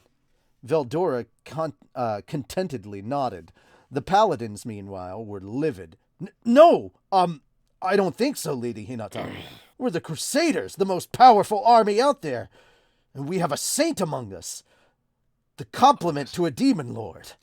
Exactly. The demon lord's personal leaders are one thing, but a typical dungeon monster would be cannon fodder to us. Then prove it to me. Arnaud and Bacchus's defense was pulverized by Hinata's perfectly fair argument. Certainly, if they could beat floor 100 and conquer the whole labyrinth, that'd prove they were correct all right. That was the pure truth, and there was no possible way to spin it. Sadly, though... Wait a minute! But isn't the guardian of the 100th floor? It's supposed to be a secret, but I will let you in on it. It is I, Veldora, the Storm Dragon! I'll give you a hint, it's me. I won't tell you. All right, I tell you. Yeah. He was certainly enjoying himself as Arnaud and Bacchus turned pale with despair. There was no turning back now. I gladly accepted Hinata's request. You know what? As much as I'm having fun with this, I like it even more when it's your turn. Take us to the end, Shim. Oh, me. Okay. Yes. I'll say Moon does a good job too. I like his Veldora. Shit, I'm out of water. When it's Veldora's line, you know what? If you want, when it's Veldora's line, Moon can read Veldora's lines. Yeah, he can do that. Yeah, there we go. There we go. For it. Yeah. That seemed to finish up most of our business, You know so what? I decided to take this. I'll do it. Let's do it that way. I'll read Rimuru's lines. Rimuru's lines. He'll take Veldora's lines. That way, for the grand finale, all 3 of us get to read. Wait, For does, the grand does finale. Veldora even have a line in these last several pages? That's the question. I'm looking. It's gonna suck if we come up with that and we don't get one. Uh, I'm looking. You know what? You know what? For just for lols, just for laws. Every other word. No, just for laws. Reread that big grand Veldora line for us, Moon. Gotcha. Go Yeah, for do it. it. It's supposed to be a secret, but I will let you in on it. It is I, Veldora, the Storm Dragon. And you know what? Everybody Yeah. gets a chance at it. Shim, give us Okay. your best Veldora.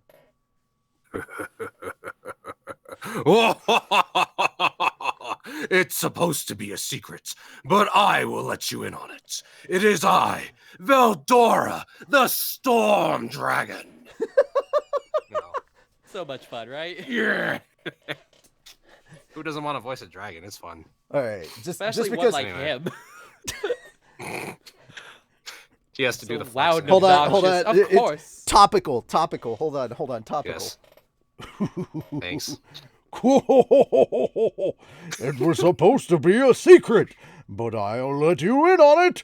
It is I, Santa Claus, The star. The Christmas- Sandy Claus? Santa Claus, the present giver. And they call him Sandy You have to Claus. do the scary finger motion and the E. Yeah. It's perfect. I love it. God damn it. I love it. Richie Claus. No. Richie Claus. Richie Alright. Claus. Yeah. All right. I like So it. all right. Since if All there's right. no all right, Moon, you get Gazzle. You get King Gazzle. All right. Okay, Yeah, I yeah, can there we do go. that. Mm-hmm. So our nation is open to anybody. I think that's Gazzles. So there we go. Yeah. I think so. Cool. Yeah, you really have to like go forward a little bit, but anyway. Yeah. All right. That seemed to finish up most of our business, so I decided to take this opportunity to get one thing straight. In fact, this was my main reason, or the main reason I'd call so many people in here. Mm-hmm. Now, there's one thing I'd like to ask all of you. My question was about the merchants from Eastern Lands. I had a suspicion they were plotting something, so I wanted to discuss that as I cautioned the rest of the hall about them. Our nation is open to anybody, and we allow people to go in and out as they please. So I'm sure Eastern merchants are taking advantage of that. But Henry. Oh. Yes, King Gazzle. yeah. We have been putting them all under surveillance. Henrietta, that's- Knight Assassin. Oh no, is- that's I don't even know who this character is. Henrietta. Yeah, Yeah. Yes, King Gazzle. We have.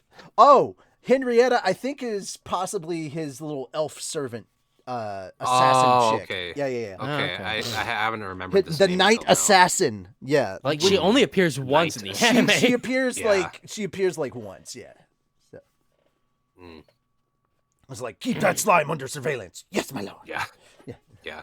Henrietta, Knight Assassin and head of Dworgen's intelligence organization, Mhm. have been keeping tabs on them. That kept them from doing much, I'm sure. Taking any action would be suicide, in fact. Yeah. So is that I'm Gazzle? Yeah. No. I think that's currently still her. Oh, okay. I think. We do have talented it's- intelligence agency. We do receive goods from East. I think that's Rimuru. That's Gaz. Congratulations Oh. on graduating from a day. Yeah, Thing? that would be. Yeah, I think that's him. Revan! Getting a participation. Thank trophy. you for the Thank you, Revan. continued. Hi, thanks. Thank you for You're the so 22 great. months. We love you, Revan. Mhm. Okay. And they call him Sandy Sandy Claus. Claus. There we go. Mhm. All right. Okay. I think that is Rimuru. I Okay. think so. Is Yeah. it? Okay. It doesn't Um, say. Unfortunately, I we hate it when we it only does have this. small presence as a trade partner, but we do have a talented intelligence agency. Wait. No, that- small presence as a trade partner. That wouldn't make sense as Yeah. Rimuru. Yeah, that. Okay, so that's Oh. probably Gazelle. Yeah, Yeah. because he's talking about the Yeah, intelligence agency, which is what's her face. Yeah. unfortunately, we have only a small presence as a trade partner. But we do have a talented intelligence agency. We do receive goods from the East, but not many of their merchants are seen within our borders. Perhaps they do not see us as worth the effort. Should you really refer to yourself in those terms? So they came to Bloomin too, if not in great numbers. It sounded like they were watched over carefully, so no worries there. I think that's Dorgan. Of course. And is my kingdom safe from them? And I think that's the girl. Oh, Put names to these things, for the love of God. Richie's the girl, The right? sorceress dynasty of Thalion's borders were all but closed due to foreigners. So, all but closed due to foreigners. So, no, this is the elves talking to each other. Oh, okay. Yeah. So, Shim, you're in charge here. Yeah, Okay. Yeah. Of course, Your Excellency. All imported goods are kept internally by our dynasty. The 13 kingdoms are not given the right to access them. Uh-huh. The sorceress dynasty of Thalion's borders were all but closed to foreigners. It barely even interacted with other nations, and there was no way for merchants from the east to get inside. I sincerely doubted any of them could hoodwink Almesia, so they were likely fine as well. My main worries were for Farminus, the new nation I'd left to Yom. I think that's Rimuru. Yeah. Hey, by the way, did Rosin check our account books like Diablo asked? That's Yom, by the way. That was Yom. Okay. Oh. You need to stop speaking so informally, Yom. Sorry. He said he examined them all, investigated how much impact there was from the merchants, and severed ties with them all. Of course, Diablo had it handled. It's scary how talented he is. I thought about giving him some praise, but not in front of all our guests. I think this is Yuki. Still Diablo. Oh. Oh, wait. And as Okay, far so as maybe the Diablo Free Guild is here. goes, Yeah, Yeah. and as far as the Free Guild goes, we'll have to leave those decisions to each office. I think that was specifically Yuki, yeah. Yeah. Okay, that works. I was You sure know. they'd have to. Not all Eastern merchants were government agents. Some of them were just conducting regular business, no doubt. The guild headquarters couldn't tell every regional base to cut off all current trade with them. Their members needed work, after all, thus Yuki instead promised he'd make sure the headquarters provided guidance as best they could, so I'd leave matters to him. That's either Luminous Hinata. or Hinata. That's Hinata. And the Western Holy Church, or I should say, the Holy Empire Libellius, has halted all business with Eastern merchants. Oh. I wasn't expecting that from Hinata. I asked why, and she replied that they came close to being taken advantage of. There was a merchant named Damrada, a fairly important one, so we trusted in him. I never thought he'd actually try to trick me. Trick you? Yes. On the night of the Walpurgis, someone snuck into Libellius. I happened to be around to chase him away, but I was actually supposed to be meeting with Damrada then. And those two events have to be connected, huh? Listening to Hinata's rundown, Gazo agreed with her. Damrada and this intruder must be related. I thought so too, but how is this? Why? Wait, what? Sorry. That was supposed to be Gazo. Okay. Son of a bitch! Damrada and this intruder must be related. I thought so too, but how was this mystery foe involved with the Eastern merchants? And wasn't that when the demon lord Roy was killed too? Was that this intruder's doing? Well, I concluded. either way, I think we all know what we're dealing with. Everyone nodded. Good. Building a network of nations on the alert for Eastern activity would help us get a grip on their future moves. And now that I knew we were all on the same page, I officially adjourned the meeting. There are too many people talking in this. Yeah, this and one there's little no, section. like, Damn! This one Goddamn. included, this one yelled, this one extorted. It's like, what? That's my Yeah. main. Anybody in this room could have said that. That is my main issue with like this whole section. Like when it goes, it's like, okay, that's Diablo. Well, yeah. it could also be freaking what's his name, Veldora, because he laughs like that too. No, he Yeah, doesn't. but he also oh no, goes, no, no, Oh, no. he does quahaha. Yeah, So Yeah, yeah, it's like One Piece. Everyone has their own unique way of laughing. exactly. least. All right. Yeah. Anyway, not only my own staff remained Sorry. only my own staff remained in the meeting hall. All right. We're going back. All right. Since that took so long, we're going back to just Shim. Okay. Yeah. So Fine. Sorry. That was fun though. It was. Yeah, It was, but it just took so Yeah, much time. sorry. I'm It is a sorry. little confusing too. yeah. Oh, I'm So- so confused.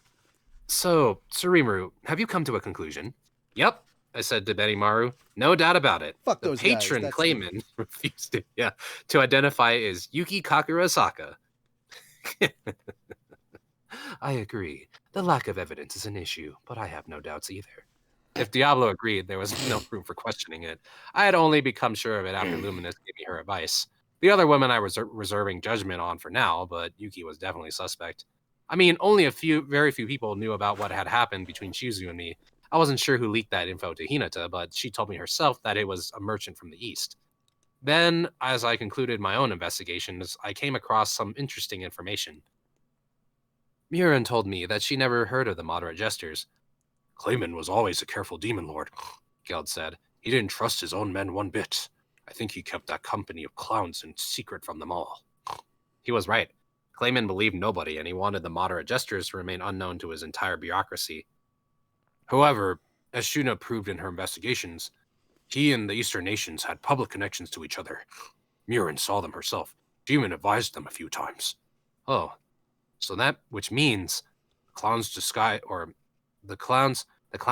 approached Clayman disguised as merchants? Geld and Gabiru seemed convinced. I nodded back at them. I got some testimony from Adelman on the subject. Apparently, the jesters showed themselves to him. The jesters did not go through any particular pains to hide themselves. They certainly didn't disguise themselves as merchants, and if Adelman saw them, they must have at least ventured near Clayman's manor.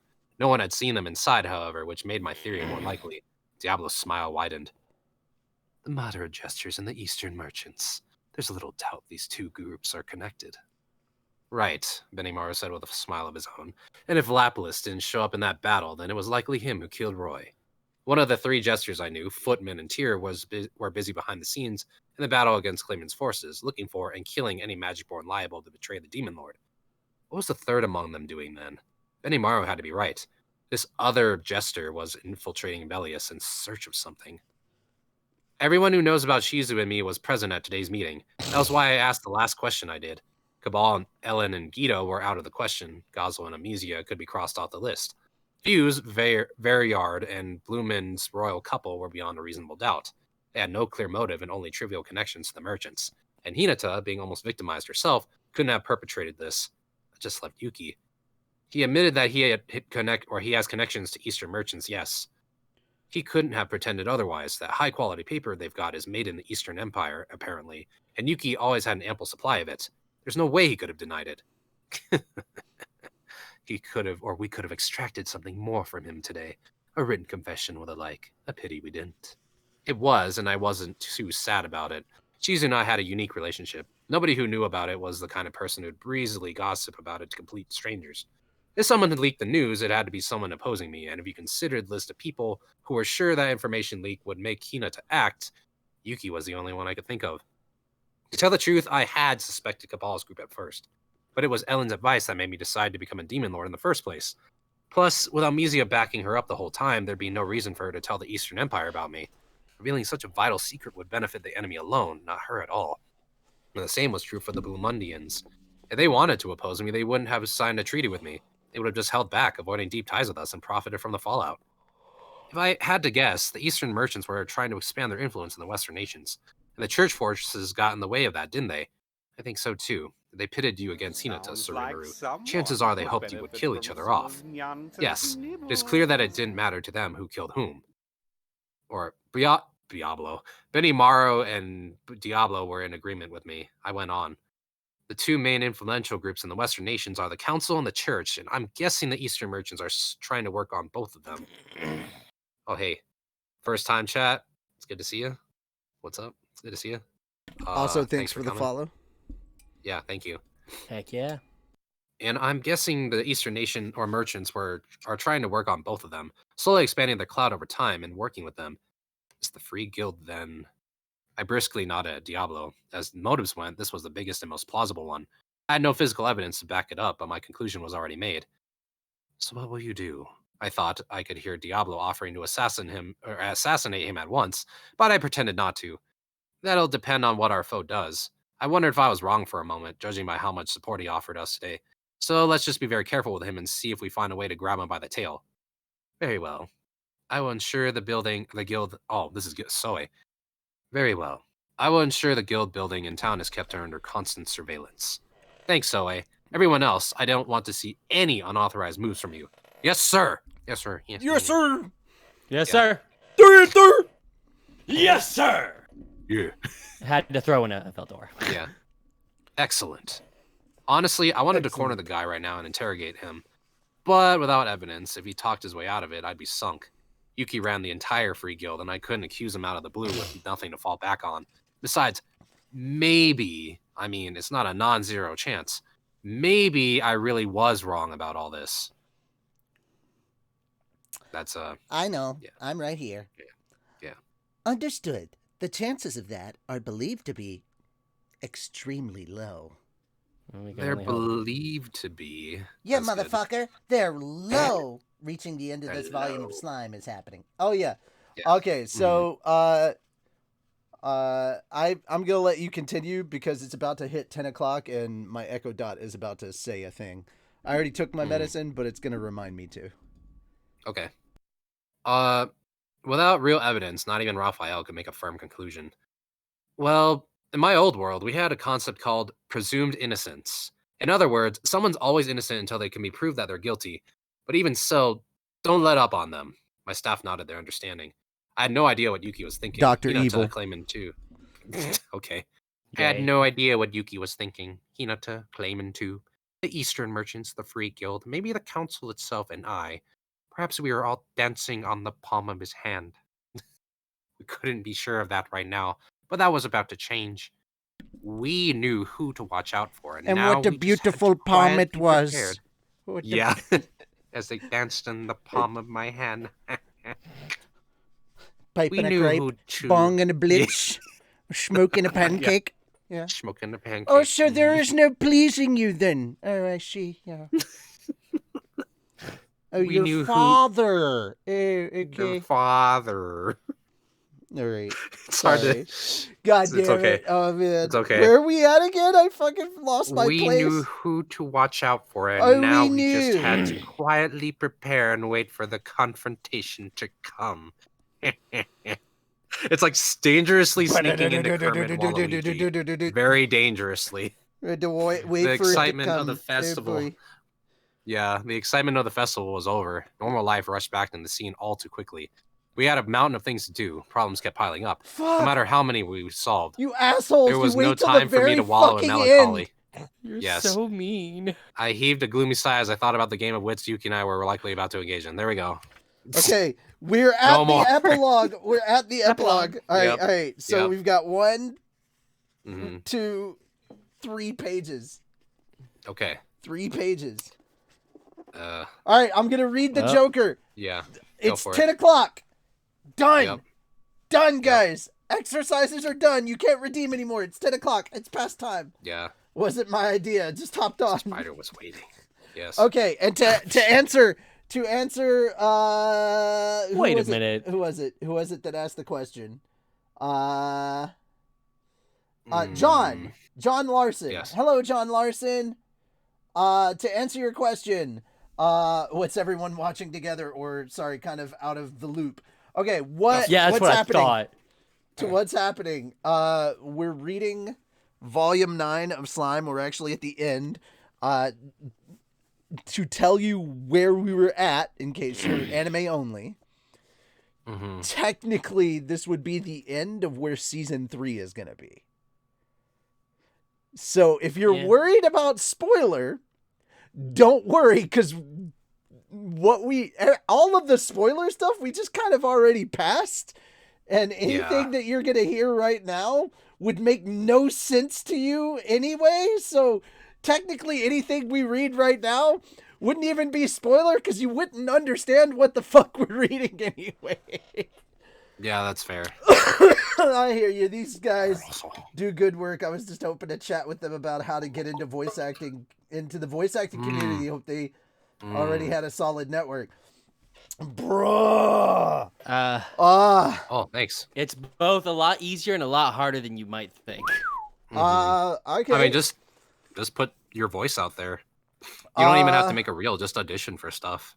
Honestly, Well, if they ask for it, you put out the also- reel. But I mean, no. You also need to make sure you have good recording area. good. Yeah, that's true. That's also true. Where Very you're important. set up, where you record is equally as important as what you record with. That is a thing most people tend to neglect. They think what is more important than where, and where is equally as important as what. Yes, very much so. That is a thing that gets neglected and overlooked. And yeah, It doesn't Like, matter you might how think, good the "Oh." microphone is. If you are in a room with hardwood or linoleum or tile flooring, you're going to sound echoey as fuck. Yeah, no and fixing it's that. how it happens. Like reverb is a thing. Yes. Yeah, like it took me a you while. might be able to Closets hear with it a lots of bit in padding. my room Closets right with now. lots of padding are Either that or a fucking quilt. yeah. Throw or that quilt. over your head. You're Because gonna- like That's a lot of how people are I like, record. "Oh, Don't do I need a soundproof entire room?" underestimate a good set of padding. Yeah. Do not underestimate the quality of a good comforter. You know, Yeah, like it's good at absorbing sound, A and plus nice- it's like a nice thick comforter can absorb some good Yeah. sound. yeah, Especially and behind it's you. like a lot of people are like, well, I have to soundproof a room and da da da, and it's like, dude, I'm recording on my laptop Yeah. on a with 2 pillows by my mic, my clothes above it, on a tub of amiibos. You can Also- make it work. Also, You can. you'll find a lot of great tips just from voiceover Twitter. Also, Yes, I could very good recommend a really good YouTube series. I'll link it in the chat so everyone can have access to voiceover it. Twitter. There's a lot of auditions. I'm gonna tell you this. Look, if you're looking to audition for a bunch of stuff, especially like just basically paid ass gigs, community colleges. There's gonna be a lot of projects out there for community college work. Yeah, Get yourself because some there's of a that. lot of people doing like animation or like reels or stuff that they're working on. And they're always looking for It may talent. not all be So, paying, but it's a way to Yeah. record stuff. and also to kind of get you in the experience too. And don't be afraid to take on stuff that you're like, oh no, there's no way that I could do that, because then it's like you never know. Throw your 'cause voice at everyone's- it anyways. You Yeah, may that's the be thing, sitting 'cause- there thinking, I don't think I can do that, but then suddenly someone's all like, oh shit, you actually have a decent voice. Yeah, that's the I'm thing. That's here. the beautiful thing about voices or Yeah. voice work is that your voice is perfect for someone or something. Like it doesn't matter what you sound like. It doesn't matter what voice you got. No matter what tone, what pitch, whatever. Your voice is perfect for somebody. You might not know who, but it's perfect for somebody. Like keep that in mind. Just saying. Anyway, All right.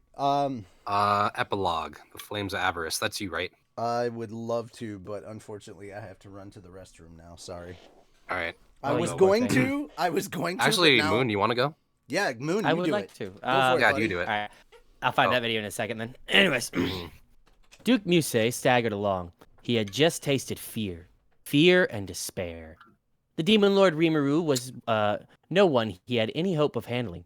The plan was to make Rimuru owe him a favor, then tame him into doing exactly what he wanted him to. But looking back, he couldn't have been further out of his league.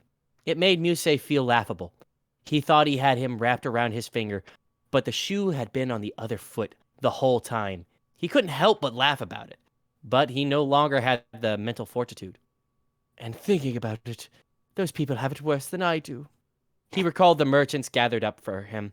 A handsome man came from behind the demon lord's shadow, reading off their names, birthplaces, and the type of price for each and every one of their goods. His voice was like an accursed spell binding Musei's heart. How deep did they search?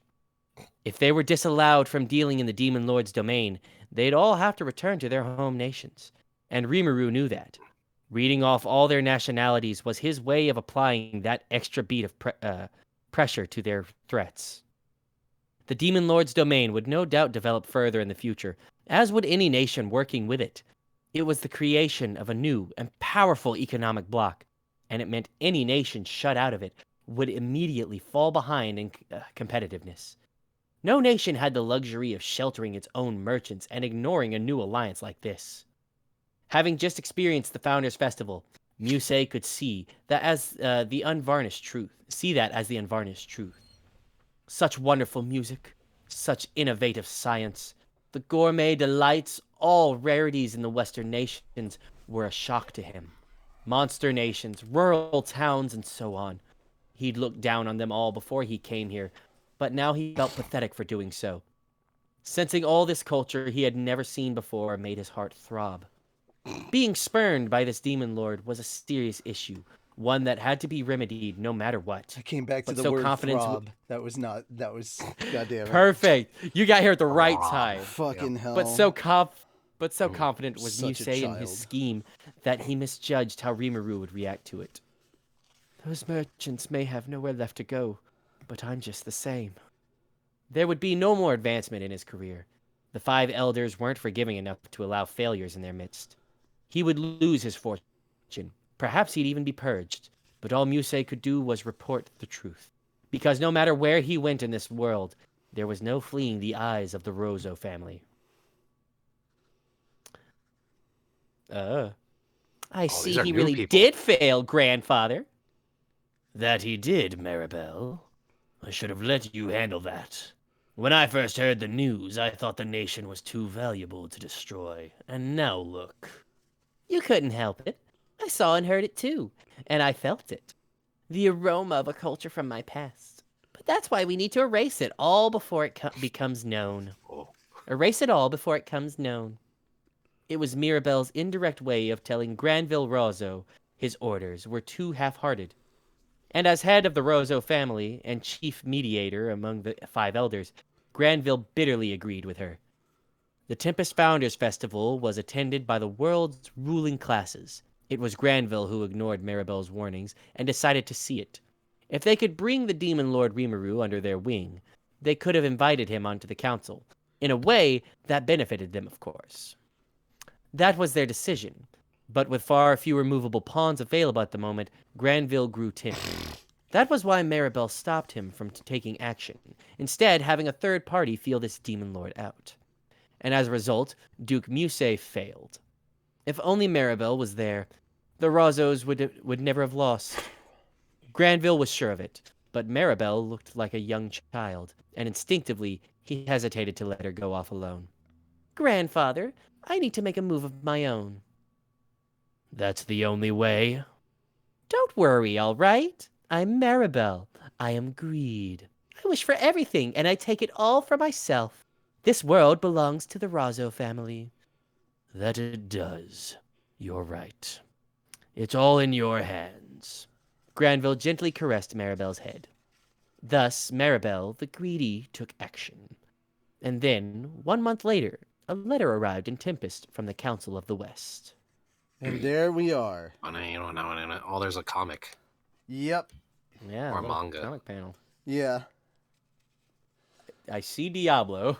Oh, it's about the looks- maid cafe concept. Okay. Yeah. It's all actually right. pretty So good. another concept I left to Molly Mile, our maid cafe, and it's got Shuna and Shion as maids for the maid Lovely, cafe. aren't they? Simply gorgeous. Right? Maid outfits are practically a universal fantasy, especially that girl there. Such refined manners. Yes.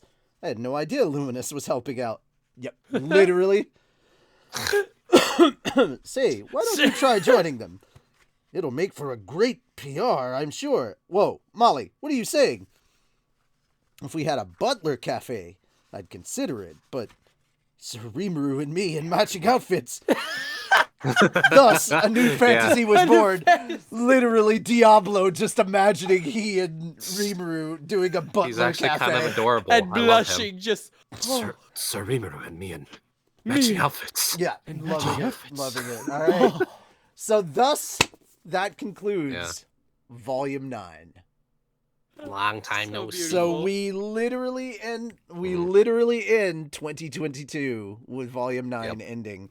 Guys, that means we have Volume 10, 11, 12, 13, 14, and 15. We have 6 books. We have 6 books. Dude, we've gone through 9 volumes. When did we start reading the Slime Light novels? Was it like back in 2019? No, did we? I thought it was like a little earlier than that. It was either 2018 or 2019. Did we? I'd have to go Huh. look, but I mean, but we've been going it through was a them pretty long quick. time. But we've It been was going a long time. well. We've been picking up speed lately. Like we've been picking up Mhm. speed with going through the light novels. Let me go. We've curious been about moving. this. Rob, he's such a 'Cause- simp. I don't know. Well, I guess simp is kind of universal now. It didn't used to be There he is. because simp Somp. originally stood for something else. Simpsons. No, it wasn't. It There wasn't. wasn't Simpsons. No. Simp is not a shorthand for Sorry. something. It's an acronym. It was originally an Oh. acronym. So I made pie. No. Does anybody actually know what simp I originally legitimately stood do not. I do not. for? Mm-hmm. I'm not going to talk about it on response. stream because All right. I don't think it's Twitch friendly. Okay, for everyone, Let's what I see. just put in the chat is a link to a video, either that or hopefully it's the playlist of videos.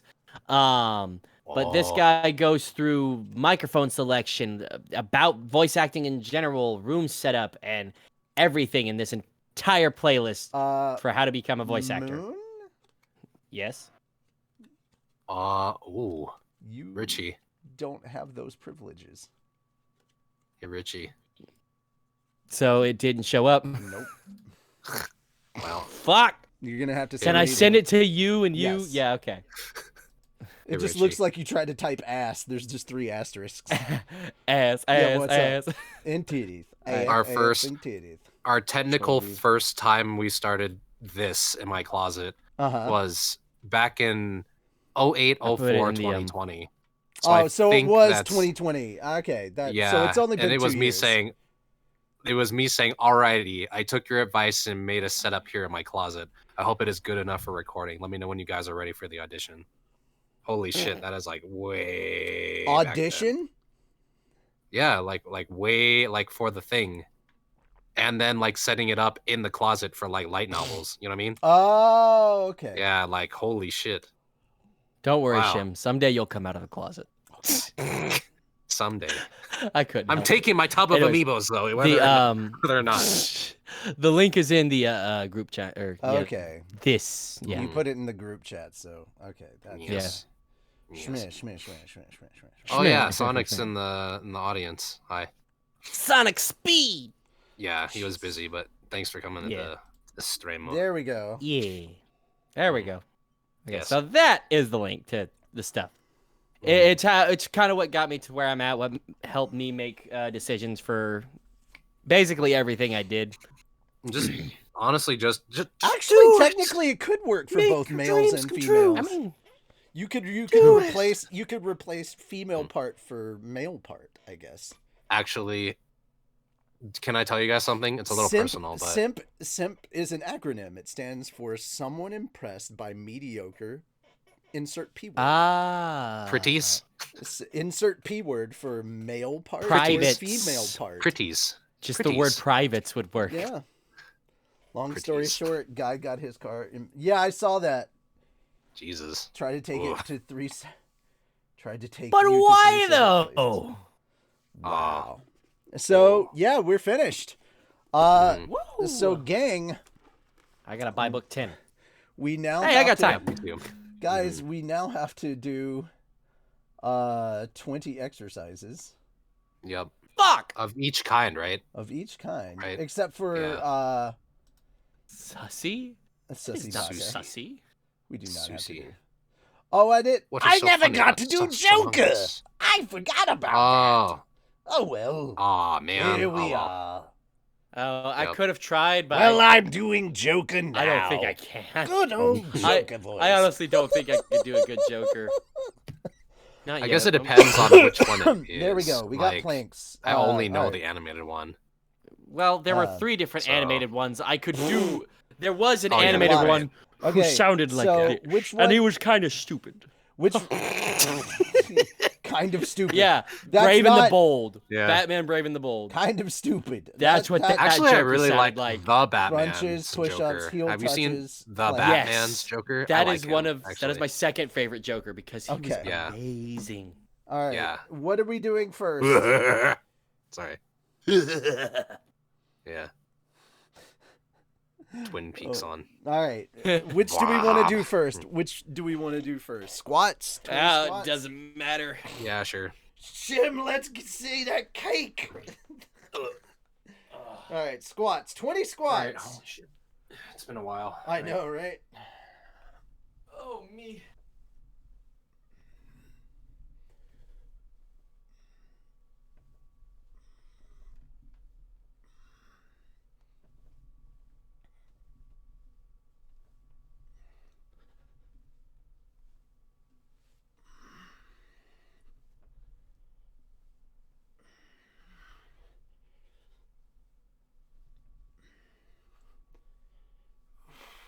Okay. Holy crap. Okay, so squats are done. I was not ready for that. Oh boy. Yeah, my knees are a little sore. Okay, what do we got next? Crunches or heel touches? Which one? I'll go for crunches. Oh, Okay, heel touches. heel touches. Okay, let's do that. All right. Mama. Oh. Go.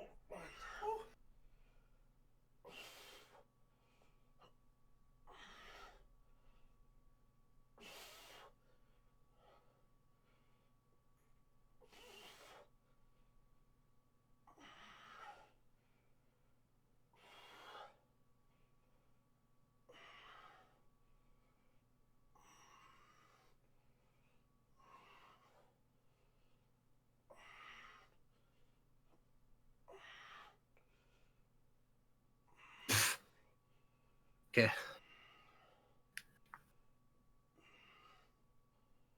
Oh shit, I did 30 on accident. Whoops. Yeah. Oh no. I'm gonna do my crunches now. I accidentally flexed on stream.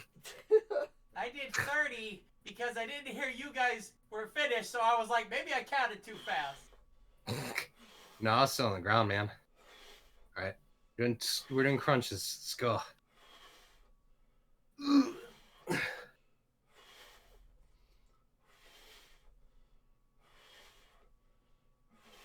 Oh wait, no, it's this one. It's been a while.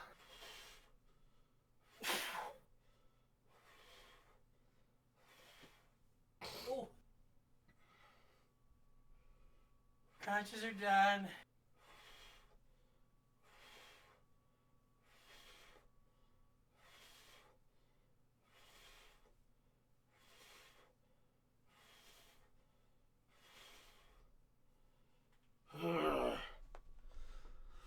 Okay.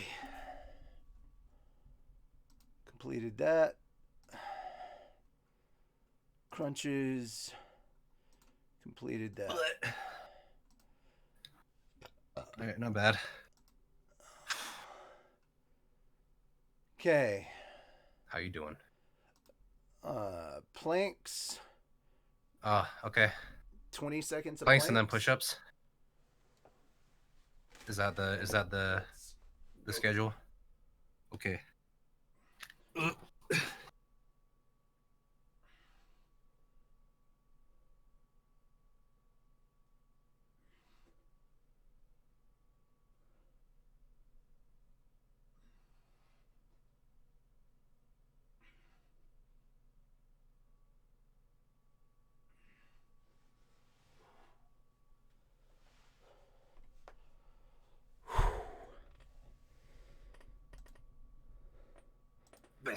Okay. And now we just do 20 push-ups, and that's it. Okay. Okay. On it. Should be all right.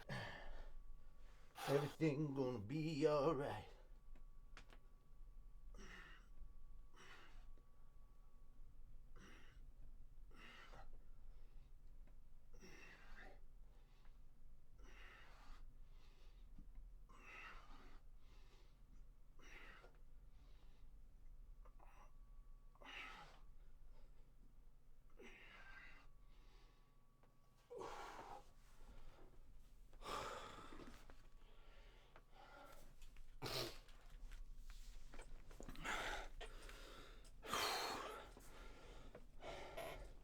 Ugh.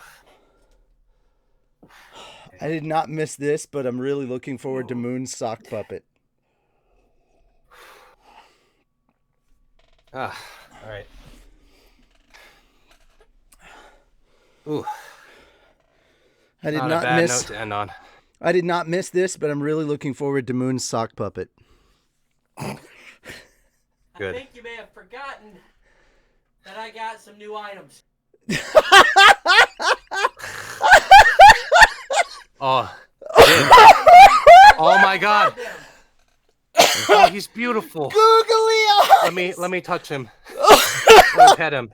That's not all. For the low, low price of $19.99. You planned for this. I'm so proud of you. Wait. Hold on. I have other sizes. Oh my God, guys! Do you want to know the really cool part? Huh. With the completion of this book, we have officially reached the end of this part of my shelf for slime, and are now on the next So inclusive. on the next part of this shelf. Yes, sir. So, guys, We did it. tune back in, stream, chat. Tune back in on January 2nd for Volume 10. Mm-hmm. Yeah. Holy shit. We'll be there. Holy shit. You promise. It's Sako. I mean, Guys. naked Sako. No. Oh shit! What was the name of Ubi's little sister? Oh shit. Can't remember. Louis from like. Oh, he died. Ooh. Oh, people are going to go knock. She just What? pieces. Thank you for. I like how you made him bow. It's good. Was not bowing. I was looking at her. She down there. Oh, down where though? Oh, just resting in her room. Wait, under there? Underwear. Oh, he said it. He said the thing. I I'm knew so where you happy. were going. I'm Mhm. sure everyone knows that joke. It was very funny. Gotta keep it brief. Very funny. Sorry. Nobody saw that. Okay. Don't check under my trunk. Currently, I can only Oh. see my camera, so. And that's like I have to use that to try to match Hold my on. hand. There we go. And look at Mhm. what I'm doing. Otherwise, it's just it's a mess. I have to make sure it's actually on screen. I'm just trying to make sure everybody can see what you're doing. He is the puppet man. I feel like we're in Spaceballs right now. No, sir, I didn't see you playing with your dolls again, sir. Good. What did I say about knocking? Good. She's a base. Fantastic. What a way. Yes. No, no. Oh, you have such a big helmet. I forgot about that. Oh my god. So funny. That's how we're ending this year. Dear Lord. I should start spending money. All right, get up, you jerk. You dingus. Ya joik. You Oh, no. dingus. Yep. All right. Ya dingus. Nobody liked So- me until I put on the fucking gloves. Gloves, not gloves. It's a fucking eyes. The eyes. The googly Actually, eyes. with my lighting, it makes me So- look like my hand is just hideously warped and scary. Eventually I do want to get an actual puppet. 'Cause All right. that would be fun. Guys. Oh. That would be fun. Guys. Yes. Final thoughts on Volume 9. Some shit is about to go down. Some shit is Who about... knew? No, your Yeah. final thoughts on Volume 9 as a whole. What did you Oh, think? I thought it was pretty What cool. did you think of Volume 9 and the Tempest lot of, Founders Festival? Now So that much fun. now that it's in the rearview cool. mirror, what did you think of the Tempest Founders Festival?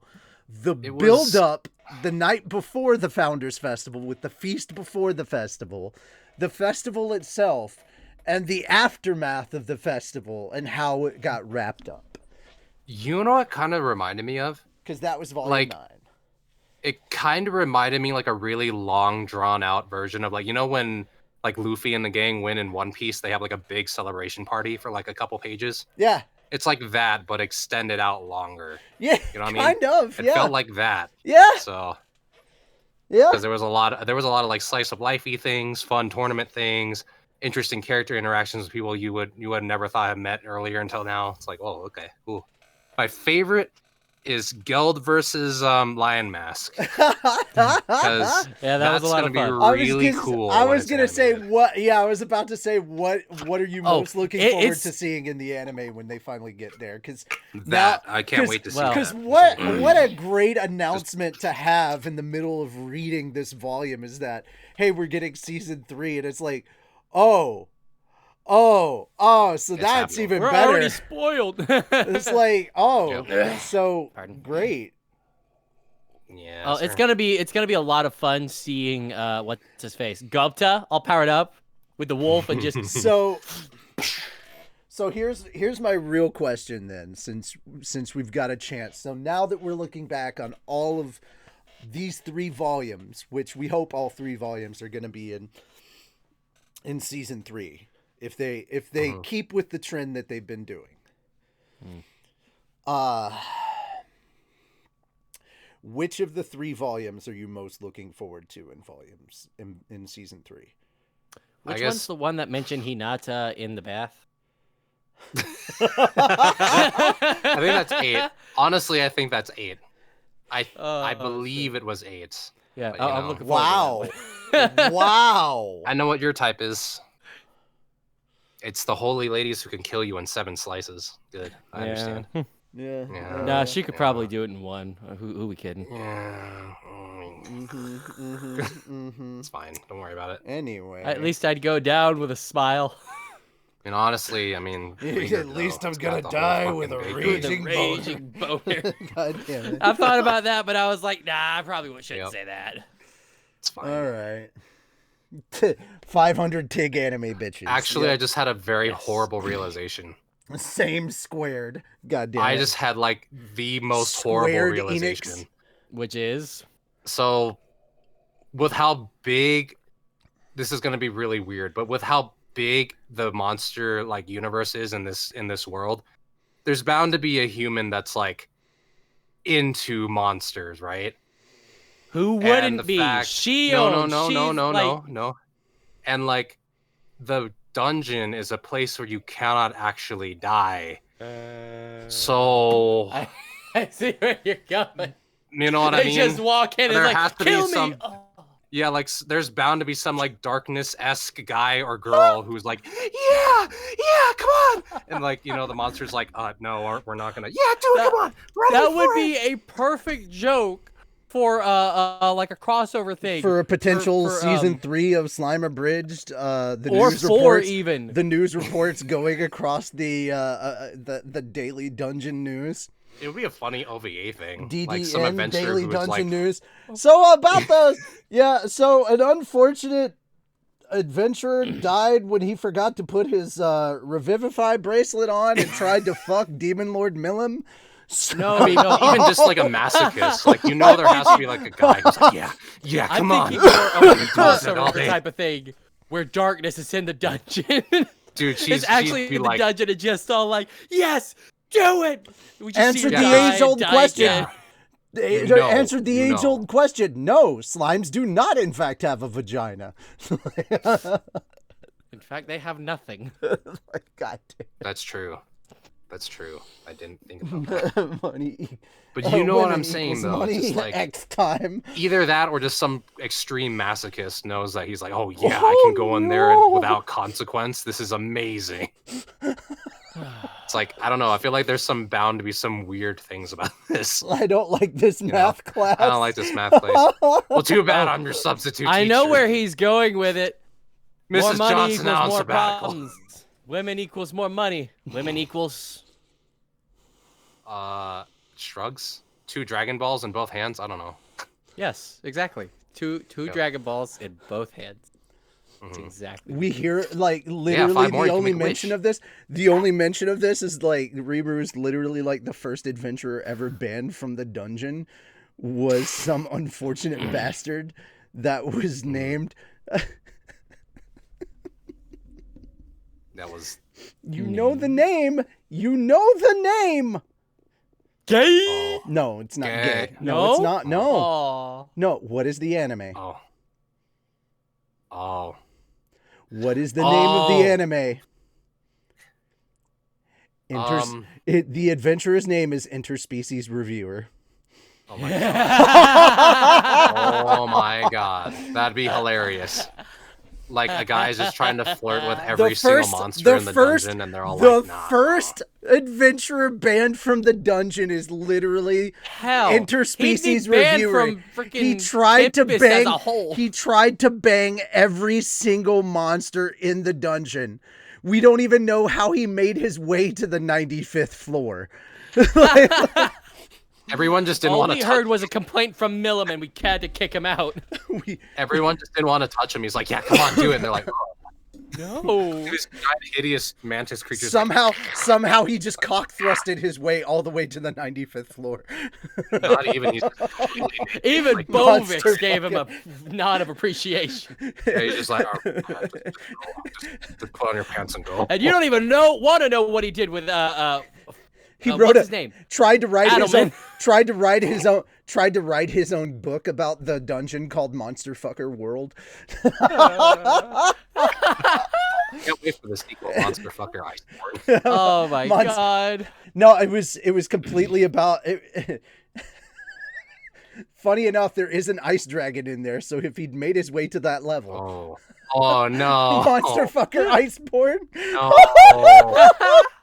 Okana will spear you. Oh man! What man! I'm talking about. These are the Just ride conversations the we air. should never ever have. Yeah. What do you think would happen if he got to floor 100 though? Veldora would just be like, "Come at me with everything you have. Why are you taking off your clothes?" You'd be like, oh god, stop. This isn't the type of challenge I wanted. This is not a fight. This is supposed to be a fight. What are you doing? Stop! No! No, he wouldn't even see. He would just get really like. He would just climb the ceiling like a cat. Like, no. Just go What to is that? dragon form and be like, haha, no, you can't do any. What are you doing? Stop! Get on my leg. Get on. Get off! Off my leg! Off! He's like a dog. And then just a thought communication to Rimuru. Rimuru, come get this crazy creature! In the background, He's like the boss music is literally the sexy jazz guy. Da, da, da, da, da, da, da. Oh my god! Veldora, what's going No, on? Crafter That's not the clipped music this. that's supposed to be playing in there. Crafter clipped this. No. Yeah, good. Yay! I can't wait. Yep. All right, somebody. I can't wait for the 2022 clip, like the clip highlights from all this shit. And it's like, here's what you missed in 2022. Oh boy. Yeah, we didn't miss Just it either. everyone's screaming. Like, yeah, we didn't. All right. People are gonna Photoshop the fisheye lens whenever we scream and our mouths look like 10 times bigger. Like, you know.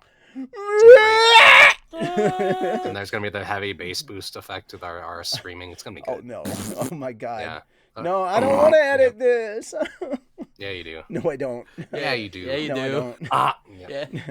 Somebody We're has good, to. though. If they want me to edit this, somebody's got to pay me to edit this. Not it. 1, 2, 3, not it. I All vote right. Moon. I also have "Where's My Forgiveness" Crusader Richie from Moon Jesus cosplay. Oh my god! Moon. Yes! Jesus. The Good. "Where's My Forgiveness" Crusader. Oh god. Well, good night. Read Yep. you next year. All right, guys. Thank Yep. you so See much. you next year. Bye. guys. This was a Have a fun good year. trip. Yeah. I mean, the fun Have a part's good gonna be holidays. either we finish Slime and start reading, Mushoku Tensei. Actually, we could start what we began at Awa and start reading Spider.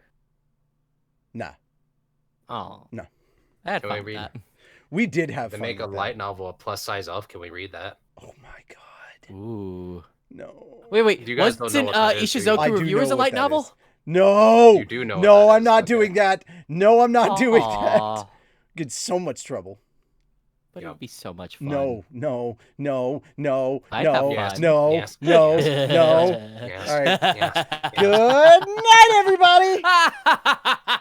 Night, everybody. See you next year. Bye-bye. Bye. Have a happy new year and Bye-bye. happy holidays. Bye. It was great meeting you all. Have a good Yep. day. Happy Bye. Have a Hanukkah. beautiful time. Bye. Goodbye. Have a good time. Yep. Bye. Have a beautiful time. Yep. All right, Moon's OnlyFans. You have an OnlyFans? Not yet. Give me money. Not yet. Bruh, if there is a market for it, I will start putting the nudes out. But you're going to have to pay extra to see the good stuff. You want uncensored hands like this? I Oh, was we're gonna still say, on air. I was gonna say it's all Yeah. hands. It's on One only. like this, It's in, one like this, oh, one like this, oh, one like this. check it out on Oh his. God, his jaw's unclenched. Check it out. It's on Only Hands. Good. Good. Good.